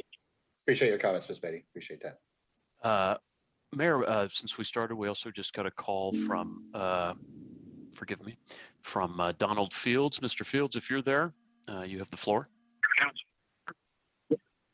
Okay, thank you. Can you hear me? Yes, we can. I hope you can. You're on mute. Okay. My comment is that you have to do this holistically. You have to do it systematically. It's a total system. You have to consider a budget is always set, and the inputs are revenue and the outputs are expenditures, and those must balance. And I don't see how you get around it without going through the whole budget and eliminating efficiencies and making it more efficient. So that's my advice in a nutshell, and I hope that you actually do it that way. If you set the GFT first, of course you'll get that GFT back out, and that'll then just drive your rates. But you have nothing that automatically takes the budget down in some manner by reducing inefficiencies. And so I just don't see how you can do this without it being systematic. And you have this one hammer which fits all nails, and that is rate increases across the board, whether it's sales tax, property tax, fees, or GRU rate increases, which then you have to fight to try to help poor people because the rates are so high to begin with now, and some of the highest in the nation. That's inefficient there. The point of a city owning its utilities is to make it reasonable, and then all profits can be funneled back into the city. And to just simply do it the other way and say, we're going to extract from GRU what we need to run the city the way we want it, is the dog, the tail wagging the dog. Thank you. Mayor, hoping you feel better, and that's our last call. No one more than I. Thank you, though, Larry. Okay, so let's move back to the commission for a vote. We're going to split this motion. The first motion will be on setting the general fund transfer for the coming year. Madam Clerk? Commissioner Simmons, No. Commissioner Hayes Santos, Aye. Commissioner Ward, Aye. Commissioner Sacco, Aye. Commissioner Ariola, No. Commissioner Johnson, No. and Mayor Poe. Aye, that motion passes 4-3 with Johnson, Ariel, and Simmons in dissent. The second part of the motion is referring to our policy research team to bring back information about a program to assist our neighbors struggling with their utility bills. Madam Clerk? Commissioner Johnson, Aye. Commissioner Ariola, Aye. Commissioner Sacco, Aye. Commissioner Ward, Aye. Commissioner Hayes Santos, Aye. Commissioner Simmons, Aye. and Mayor Poe. Aye, that motion passes unanimously. Thank you all for the discussion. Next item, please. Our next item is the Downtown Strategic Plan Project Update and Engagement Brief with the recommendation that you all hear a presentation and provide input. Good afternoon. Hey, Ms. Hi, Sarit Sela with the CAPER, Office of CAPER. I would like to present this afternoon to invite Andrew Overback from MKSK, our consultants, to give you a brief review of where we are with the project and talk about specifically about our engagement strategy. So MKSK has been under contract for a few months now. They had a chance to visit Gainesville to meet with the GCRA advisory board and with the commissioners one-on-one, with some partners and staff. They have been collecting and gathering information and previous planning efforts. And now we're at the point where we're ready to go out to the community and gather much wider information. So I'll leave it here for Andrew. Thank you. Thank you, Sarit. Again, my name is Andrew Overback, principal with MKSK. It's a pleasure to be here this afternoon, and I've gone ahead and shared my screen to show you the draft engagement brief that we want to talk with you about here this afternoon. Again, it was great to meet with each and every one of you earlier this year. We've used your input and thoughts as we've designed this engagement strategy for the Downtown Gainesville Strategic Plan, working together with Eric and Sarit and Ann and Ben to make sure that this approach to the Downtown Strategic Plan meets your goals and objectives and is inclusive and equitable as possible. So today, just wanted to share quickly the purpose of the Downtown Strategic Plan. We are going to consider the past, present, and future of downtown, its surrounding neighborhoods, and strategically outline opportunities, preserve what makes downtown special, and move downtown forward for the next decade. And one of the key things that we're going to be looking at are the goals that you all set out in your city strategic plan, Vision 2035. I believe we spoke about these goals with each of you earlier this year. We'll continue to turn back to these 9 goals here as we do the work together with the community and ensure that we're accomplishing these goals, building upon them, and expanding on that when we have community conversation. The engagement, the purpose of our engagement efforts really guided by the engagement toolkit that you all have developed. So we've included these core values for community engagement. Again, these are the lenses we're going to be looking through as we develop develop the sort of techniques and meet with people throughout the community. So we'll be continually turning back to these core values that you all have spent a lot of time developing. Extraordinarily helpful for us to use these as we begin to engage the greater Gainesville community in this work. So again, we'll continue to turn back to these as well as we do this work together to ensure that we're accomplishing these goals that you all have so clearly laid out for community engagement. This flow chart is sort of what I'm going to spend a little bit more time going through. You'll see that it starts at the top with neighborhood and community involvement. That's really where we're going to start our work and reaching out to as broad an audience as possible. We'll be guided throughout this by a neighbor advisory group, and Sarit will be able to speak a little bit more to that here shortly. We have stakeholder groups that we will meet with to get more detailed information by those that are expert in downtown and the neighborhoods that surround them. The staff working group we meet with on a bi-weekly basis just for day-to-day project management. And then we'll come back to this commission and to the GCRA advisory board at milestone moments through this work to get your input, thoughts, and eventually adoption as we go forward. So the neighborhood and community groups that we'll be meeting with, we will do these in the form of roundtables. You all have just had, I understand, a few listening sessions as part of Imagine Gainesville. We'll be utilizing a very similar technique to engage as broad an audience as possible with a focus on underrepresented populations and those most impacted by racial inequities. We'll specifically be focusing our time and attention to meet with the neighborhoods that directly are adjacent to and surround downtown as well. So we'll be meeting with those groups 3 times through the process. And the name, okay. Can I ask a question? Yeah, I'm sorry, go ahead. Can you go back to the first slide, please? So the neighborhood and community roundtables, when you say that you're going to be utilizing a similar structure to what we're doing with the Envision, what do you mean by that?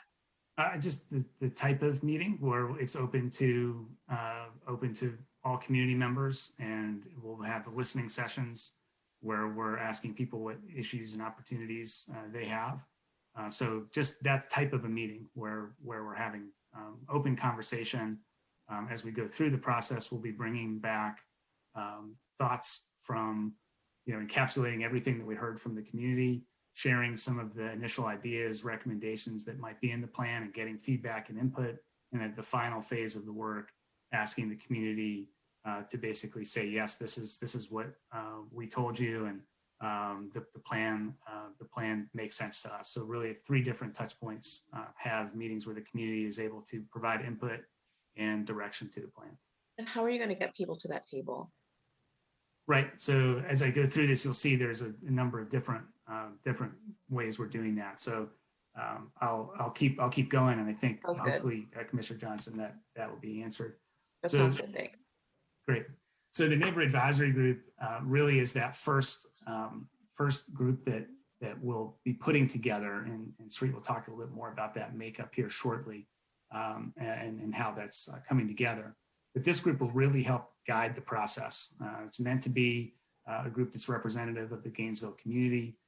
We'll meet with them 4 times through the process. They will be sort of our critical advisors and advocates. And the key part, I think, Commissioner Johnson, that they'll also serve is that they're going to be ambassadors for the project. We want to pick people who are active in the community, who will help us make sure that we're reaching the right people, that we have the right contacts, and that it eventually will help us get the word out and ensure that the plan's vision is shared with that of the community. So we ask these folks on the advisory group committee to really be our eyes and ears and to be advocates for the plan. Are these ambassadors like the community connectors? Sarita, I'm not familiar with community connectors. So this is more of a steering committee, and the way that we suggest to select those 12 to 15 people is to approach 5 organizations. One is the county, second is the Chamber of Commerce, the third is UF, the fourth is GCRA Advisory Board, and the 5th is Innovation Hub. So these groups will self-select a representative. So we have 5. And then these 5 representatives, we will invite them to select another 10 people that would represent business owners, both hospitality and retail, as well as major property owners and neighbors, with the intent to have a racial, gender, and age representation of our demographics.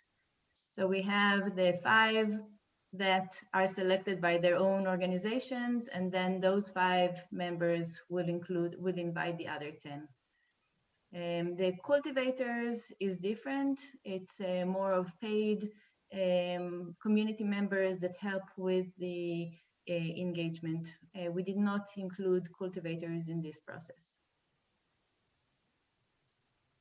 Thank you. So I've already sort of reviewed what the staff working group will be doing. Again, they're sort of our bi-weekly check-ins and those city staff that we're working directly with through the process. Another major part of outreach will be stakeholder groups. We will work with the advisory, neighbor advisory group to select those stakeholder groups. But again, these are small, 8 to 10 meetings of 12 to 15 people each, of different types of expertise or neighborhood organizations. So different stakeholder groups that will help us get a little bit better understanding of what is going on in downtown and the neighborhoods around downtown. Again, we'll ask these stakeholders to again help us reach out to other community members and ensure that we're spreading the word and getting to the right people. We will reach out to this group in the very beginning, so it'll be something we'll be doing here in the coming weeks to have these smaller conversations with them. And through this process, I would anticipate that they'll tell us some things that we'll need to follow up on. So again, the circle gets wider the more people we speak with. We'll bring this back to this commission and to the GCRA advisory board at critical points during the process. Again, a chance to review what we found in the first set of community meetings and the analysis, review the analysis that we've been doing on existing conditions and sort of start to talk about opportunities. We'll bring back then at a second touch point with you all to review some of the initial direction of the plan, and then finally for an adoption, the adoption process. Our timeline, we're really sort of getting into task 1 right now, which is build on local strengths, talking about community assets and opportunities, starting that community outreach. So following today, I think we'll start to have some of those community meetings that I've suggested, the neighbor advisory group, probably starting potentially in early May and working through a process where we're meeting with stakeholders and the community here in the sort of late spring, early summer. We'll move on then to task 2, where we'll talk about economic opportunity and downtown district development, building for people. And then finally, toward the end of the process here, about a year from now, this time next year, hopefully, bringing back a final plan for your review and adoption. Thank you. Okay. Thank you, Sarit and Andrew. Appreciate that update. Absolutely. Any questions from the commission? Mayor, Commissioner Simmons has your light on. Sure, Commissioner Simmons, go ahead. And Mayor Pro Tem. I think this is a great start. It seems as if you're really trying to do some outreach and get into the community. So I'm glad to see this is finally taking shape, and I'm looking forward to it. Thank you, Mayor. Thank you. I'm a little concerned that there's not as much representation from the residential component in that initial group. You said that some neighbors, or I guess the chamber or GCRA could appoint a resident. But I think it's important to have specific representation from people who live in the downtown area. And there are a lot of residents in the downtown area. So looking at this, not just from, the sort of business, economic development kind of lens, but, what is it like to live there, and what would be important to encourage more people to live there and preserve the quality of life for people that live around, adjacent. So I think being a little bit more explicit about making sure there's a representative component of the, if we're looking for the live, work, play, we've got to have the live part well represented. Commissioner Santos. Thank you, Mayor. And I agree. I think making sure we have someone who lives in downtown on that board. A lot of them they've made the choice to live there, and I think they are an important factor of what will make it successful and more successful. I guess one thought is just on the length of time. It seems like it seems like a very long process. Are there any? Engagement does take a while, and I guess is engagement coming at every single one of those steps? Are there places to speed things up? Or thank you, Mayor. Thank you. Yes, so engagement does take place in each of the 3 tasks. I believe, in some ways we have, as Sarit said, we've met with you all individually. We've gotten started, so I wouldn't say we're at necessarily month 1 here, right? So we're probably, technically, in the larger scheme of things, in sort of that, month 2, month 3, because we've started to do some preliminary work, and we're ready now to start to reach out to the community. So I think it's possible we could shave, a month or so off of what you're looking at there, maybe a little bit more.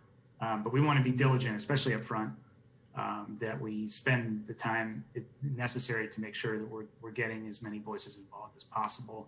And we'll also be, throughout this process, it's probably important to note, communicating, collaborating with the work that's going on with the comprehensive plan as well. So we are in sort of monthly touch with those folks as well, to make sure that what we're doing is aligned with each other. Okay, well, thank you both. See no other hands. Are there any lights there, Commissioner Ariola? No, Mr. Mayor. Okay, so let's turn it over to Larry for public comment. Thanks, Mayor. I believe we just have one caller at the moment. It's Joe Beatty. Joe? Yep, Mrs. Beatty. Hello, this is Joe Beatty. I just had a couple of questions on this presentation. Did I understand correctly that some of the initial parties are like the county, the chamber, GCRA? I missed one of them, and then other community people. And could Sarit explain about these cultivators? Those are paid people. Do they factor into this process? What's the budget, and how are they paid, and how are they selected? Is there a open process for selecting them, and how much is paid to them, and have they been selected already? If you could answer those questions during my time, so I could maybe ask a follow-up question, I'd appreciate it. Sure. So on this project, we're not using community cultivators. That is a tool that we're using on other projects, but not on this one. On this one, in the neighborhood group, we'll have the 5 representatives are GCRA Advisory Board, UF, Innovation Hub, Chamber, and County, and then 10 representatives that will include neighbors, major property owners, and business owners from the hospitality. Okay, sorry, let's, yeah, we're cutting into it. Could you just tell me what projects are you using cultivators on, if not this one? I haven't used them yet. I know that other projects are in the planning of using them, but I do not have any project that is running right now with cultivators. Okay, thank you. Thank you. That's our only caller, Mayor. Okay, thank you very much. Mr. Mayor, we will look forward. I'm sorry? Colleen Blount is waiting to speak. Oh, okay, go ahead. Thank you. Yeah, I have to speak. I've lived about a 4-minute walk that way for 30 years, so I'm definitely a neighbor. And I'm glad that the mayor brought that up. I think that early on in this process, there ought to be community meetings, and there probably would have to be 2 in each area for the sake of keeping the number of people down in a single meeting. But you have 4 neighborhoods: Pleasant Street, Duck Pond, Porters, and the Southeast Residential Historic District, aka Power District. So I would suggest that you have community meetings, 2 meetings in each of those 4 areas for the sake of social distancing. You could have them at the GRU Auditorium, Thelma Bolton Center, Porter's Community Center, and at either Mount Carmel Church or the Blunt Center downtown. I think there is one very large classroom in that complex, room 131. And you would need mailers or door-to-door flyering or something to get people out to those meetings. And then if you get one person from each area, along with those 5 more or less business or commercial oriented groups that she named, other than GCRA, then you'd have a group of 9 to select the remaining people that you want. But I think you have to go a lot stronger on the residential portion, with meetings in each of those 4 areas, 1 or 2 actual meetings in each of those 4 areas. All right, thank you, Mr. Blount. Okay, so I think that was some valuable feedback that you received, but it also appears that you've got a good plan mapped out. I know that my current sort of way of projecting does not show it, but I'm extremely excited about this. Massive potential, and frankly, overdue. There's so much just sort of potential waiting to burst out from our downtown area, and it's just a matter of putting the resources and focus that it deserves. So when will we expect to get our next update? So we will start the sort of public engagement process here May, June. So probably just as a rough guesstimate at the moment, we haven't mapped out the total timeline, but probably mid to late summer, I would expect, after we've completed those initial community meetings. Great. Okay. We'll look forward to that, and please let the commission know if we can help in any way with outreach or connection or anything. We don't want to get in the way of the process, but certainly if we can help facilitate anything, I know all of us would be happy to do so. All right. Thank you all. Thank you. Thank you. All right. Madam Clerk, I believe we're on to our administrative item. Yes, sir, that's correct. Okay.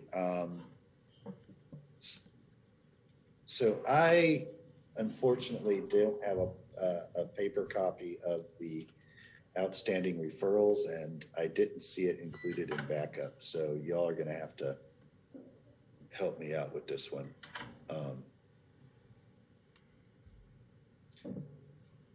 Yeah, all I had in my backup was the meeting structure for the administrative items. See a hand from Commissioner Santos. Thank you, Mayor. One item I'd like for us to hear, hopefully at our next GPC, is a city election reforms. We have this election coming up, and if we want to make any reforms to it, coming up in the fall, we need to make changes to it. We need to make them start that process soon. Also, hopefully sometime this quarter, we had discussions back about a city ethics board and public campaign financing as well. About a year and a half ago, we gave direction to staff, and we haven't really heard anything on those, and I'd like for us to come back and discuss those as well during this quarter. Thank you, Mayor. Those sound like 3 good topics for one meeting. Commissioner Johnson? Thanks, Mayor. Zariah, would you mind letting us know the dates for the GPC for this quarter? Yes, absolutely. The first one is going to be next week on 4/22. That's Thursday, April the 22nd. The next one after that is going to be May 13th. And the next one after that is going to be May 27th. And then the following one is going to be 6/10, June the 10th. Okay, so we have 4 meetings. One thing I'd like to discuss is pay equity. And I think that was supposed to be on the agenda for for a city commission meeting, but I won't be prepared then. So if we can push that to the first meeting, that would be ideal. I'd also like to talk about the CARES Act funding and give some direction to the city manager, and also get some additional information. When City Manager Fellman, have we gotten any additional information from the government about the parameters for that? And Commissioner Johnson, I'm almost positive you're talking about the the rescue plan, not the CARES. Rescue The plan. latest, right? Yeah, the latest. It's called the Rescue Plan. Thank you. Yeah, American Rescue Plan. Okay. We have not. Okay.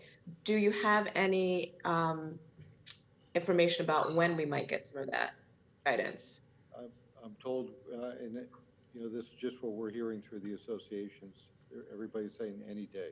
Any day. Okay, so if it's any day, then I think that putting it on the agenda for 5/13 would be ideal, because we should have some information then by which we can make some additional, give you guidance about is it $34 million that we're getting? In 2 tranches, yes. Okay. So that, the GRU options, we're building that in, so I don't think that's good. The options for how we're going to mitigate the harmful impacts of rate increases, that was in one of our motions earlier. So that's going to be wrapped into our budget discussion. Is that correct? So what I'm trying to figure out is whether or not it needs to be an item on GPC, or whether it can be an item when we have our budget discussions. That's my preference. And my understanding is it'd be during budget. I mean, it's really budget. Okay. So Okay, so we don't necessarily need to do that. And also, I'd like to talk about the loss of affordable housing that's happening in our community. There have been some really concerning calls that I'm sure all of us have been getting about the loss of affordable housing, and I think it would make sense for all of us to understand what the landscape is at this point in the city. So that's also something I'd like to talk about. It's not incredibly time sensitive, so I think 5/27 would be a good place for that.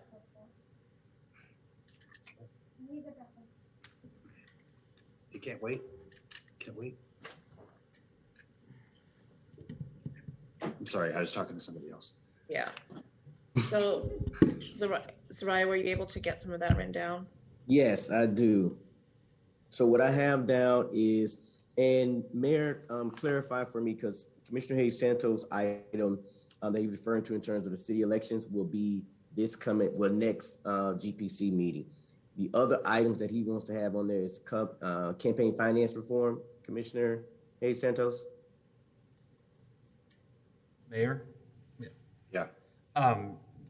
It was a public campaign finance item, and then City Ethics Board that Commissioner Ward brought, I think we discussed in January of 2020, and there was direction for staff to come back, and we haven't heard anything. I don't know if it needs to be on this next meeting, but at some meeting during this quarter.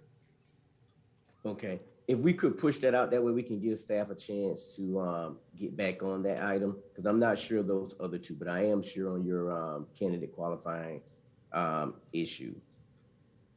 The other issues I have down here, go ahead, Commissioner Johnson, I'm sorry. Thanks. I actually think that I would prefer to talk about the loss of affordable housing sooner rather than later, because part of it has to do with UF. And I think there's some decisions we're going to have to make around a plan, and I'm not sure when that's coming back to us, so I'd rather have that conversation sooner rather than later. So 5/13 would be an ideal place for that, for me.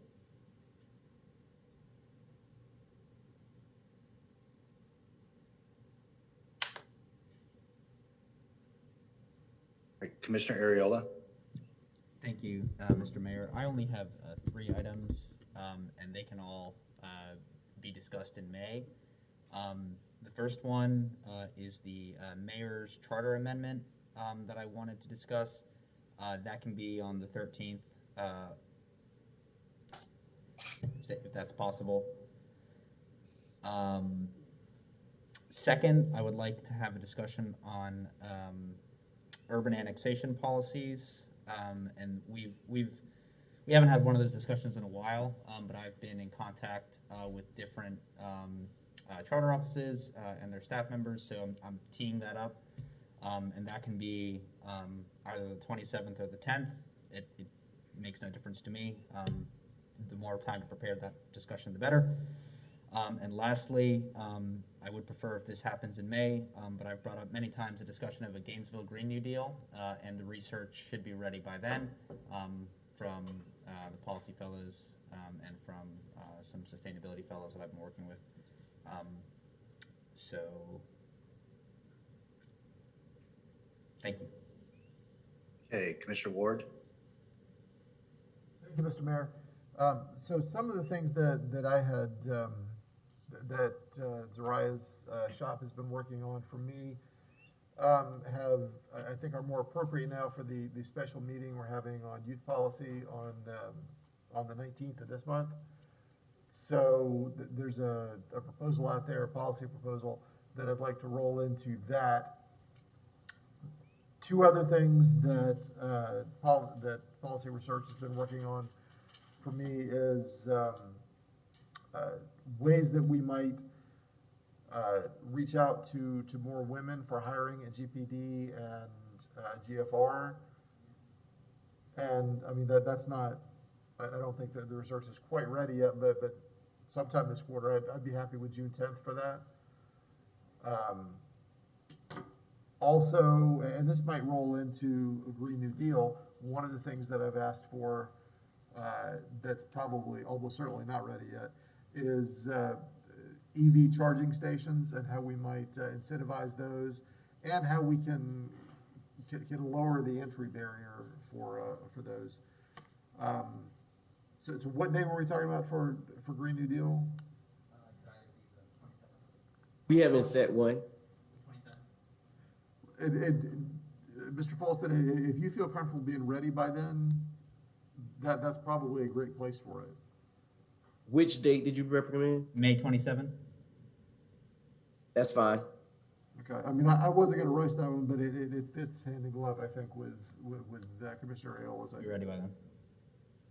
And that's really all I have right now. Thank you. Okay, Commissioner Johnson. Thanks. There was another item that is in the works, and I'd like to put a placeholder on 610, and that's the credit agency reporting policies for general government and GRU.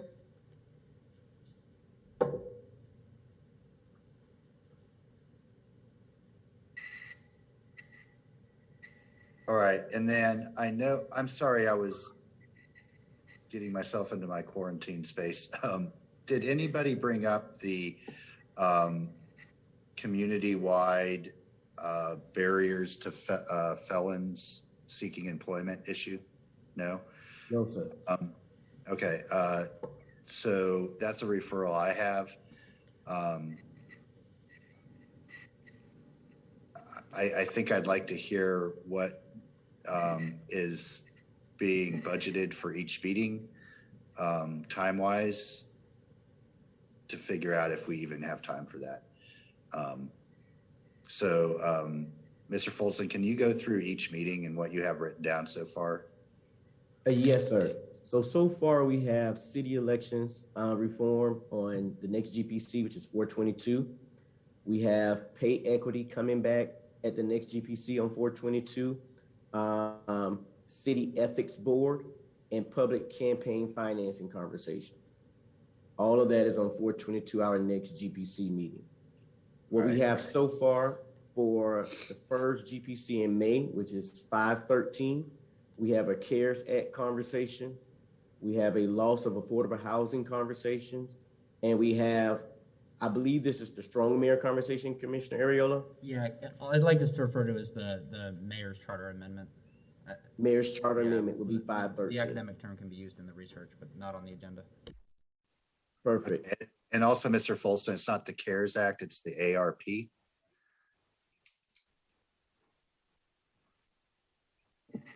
Okay, so that one was ARP, charter amendment, and what was the other one? Pay equity. Pay equity. I'm sorry. No, I apologize. That is the ARP, loss of affordable housing. Okay. And charter amendment. Okay, that's a full meeting. Yeah. Yeah. 527 currently only has 2 things on it, and that is hiring for more women at GPD and GFR. Research on that, and then GNV Green New Deal. Okay, let's put the employment barriers to formerly incarcerated neighbors on that as well.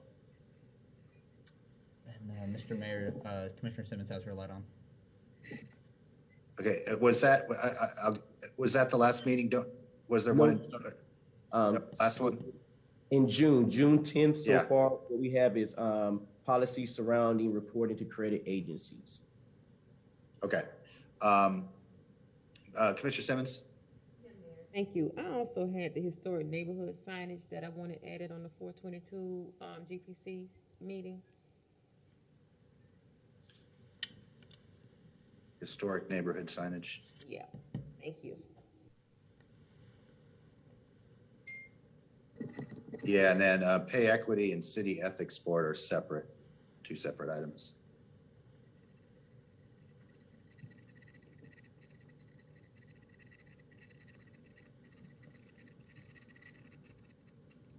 That's a tight meeting, but we'll do our best.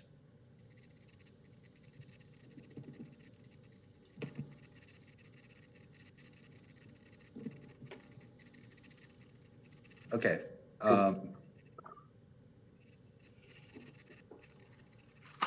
I see a bunch of hands. I think I don't know if they're old or not. Commissioner Ariola? Old hand, Mr. Mayor. Commissioner Johnson? It's an old hand, but I just want to clarify that it's general government and GRU credit agency reporting policies or policies.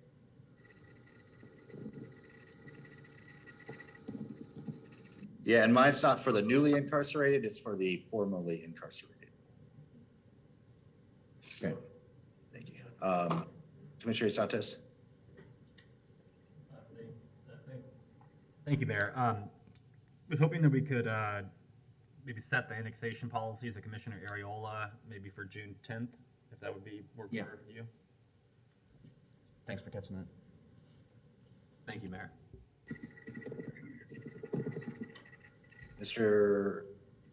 Commissioner Johnson, that was An old hand. Mm-hmm. Okay. Mr. Feldman? Just so we can get a head start, Commissioner Johnson's item for June 10th, is that referred to us reporting to credit bureaus? Yes. Okay, thank you. Okay, we've got ourselves a docket. I am thinking actually, yeah, 513, Zariah, the ARP and loss of affordable housing are 2 separate items. If you just hit the return button there, yeah. Okay. 3 there. So it looks like we, if anything comes up, that we have a little room on the May 27th agenda. One other thing I was thinking about as I was not sleeping last night was I think we need to put a placeholder on every city commission and every general policy meeting for state legislative session, during state legislative session, because things happen so quickly. And if we need to respond, now we're trying to scramble to try to get something on an agenda. So if we just put a placeholder and if nothing new comes up, fine. We don't have to, we can pull it, but at least it's there. That has nothing to do with this conversation, except that, for future GPC meetings when they're during legislative session, we'll just put a stand-in on all agendas. Okay, anything else from anybody? Okay, I appreciate it. Looks like a good, I'm excited about all these items and discussing them. So seeing no further business before us, we are adjourned.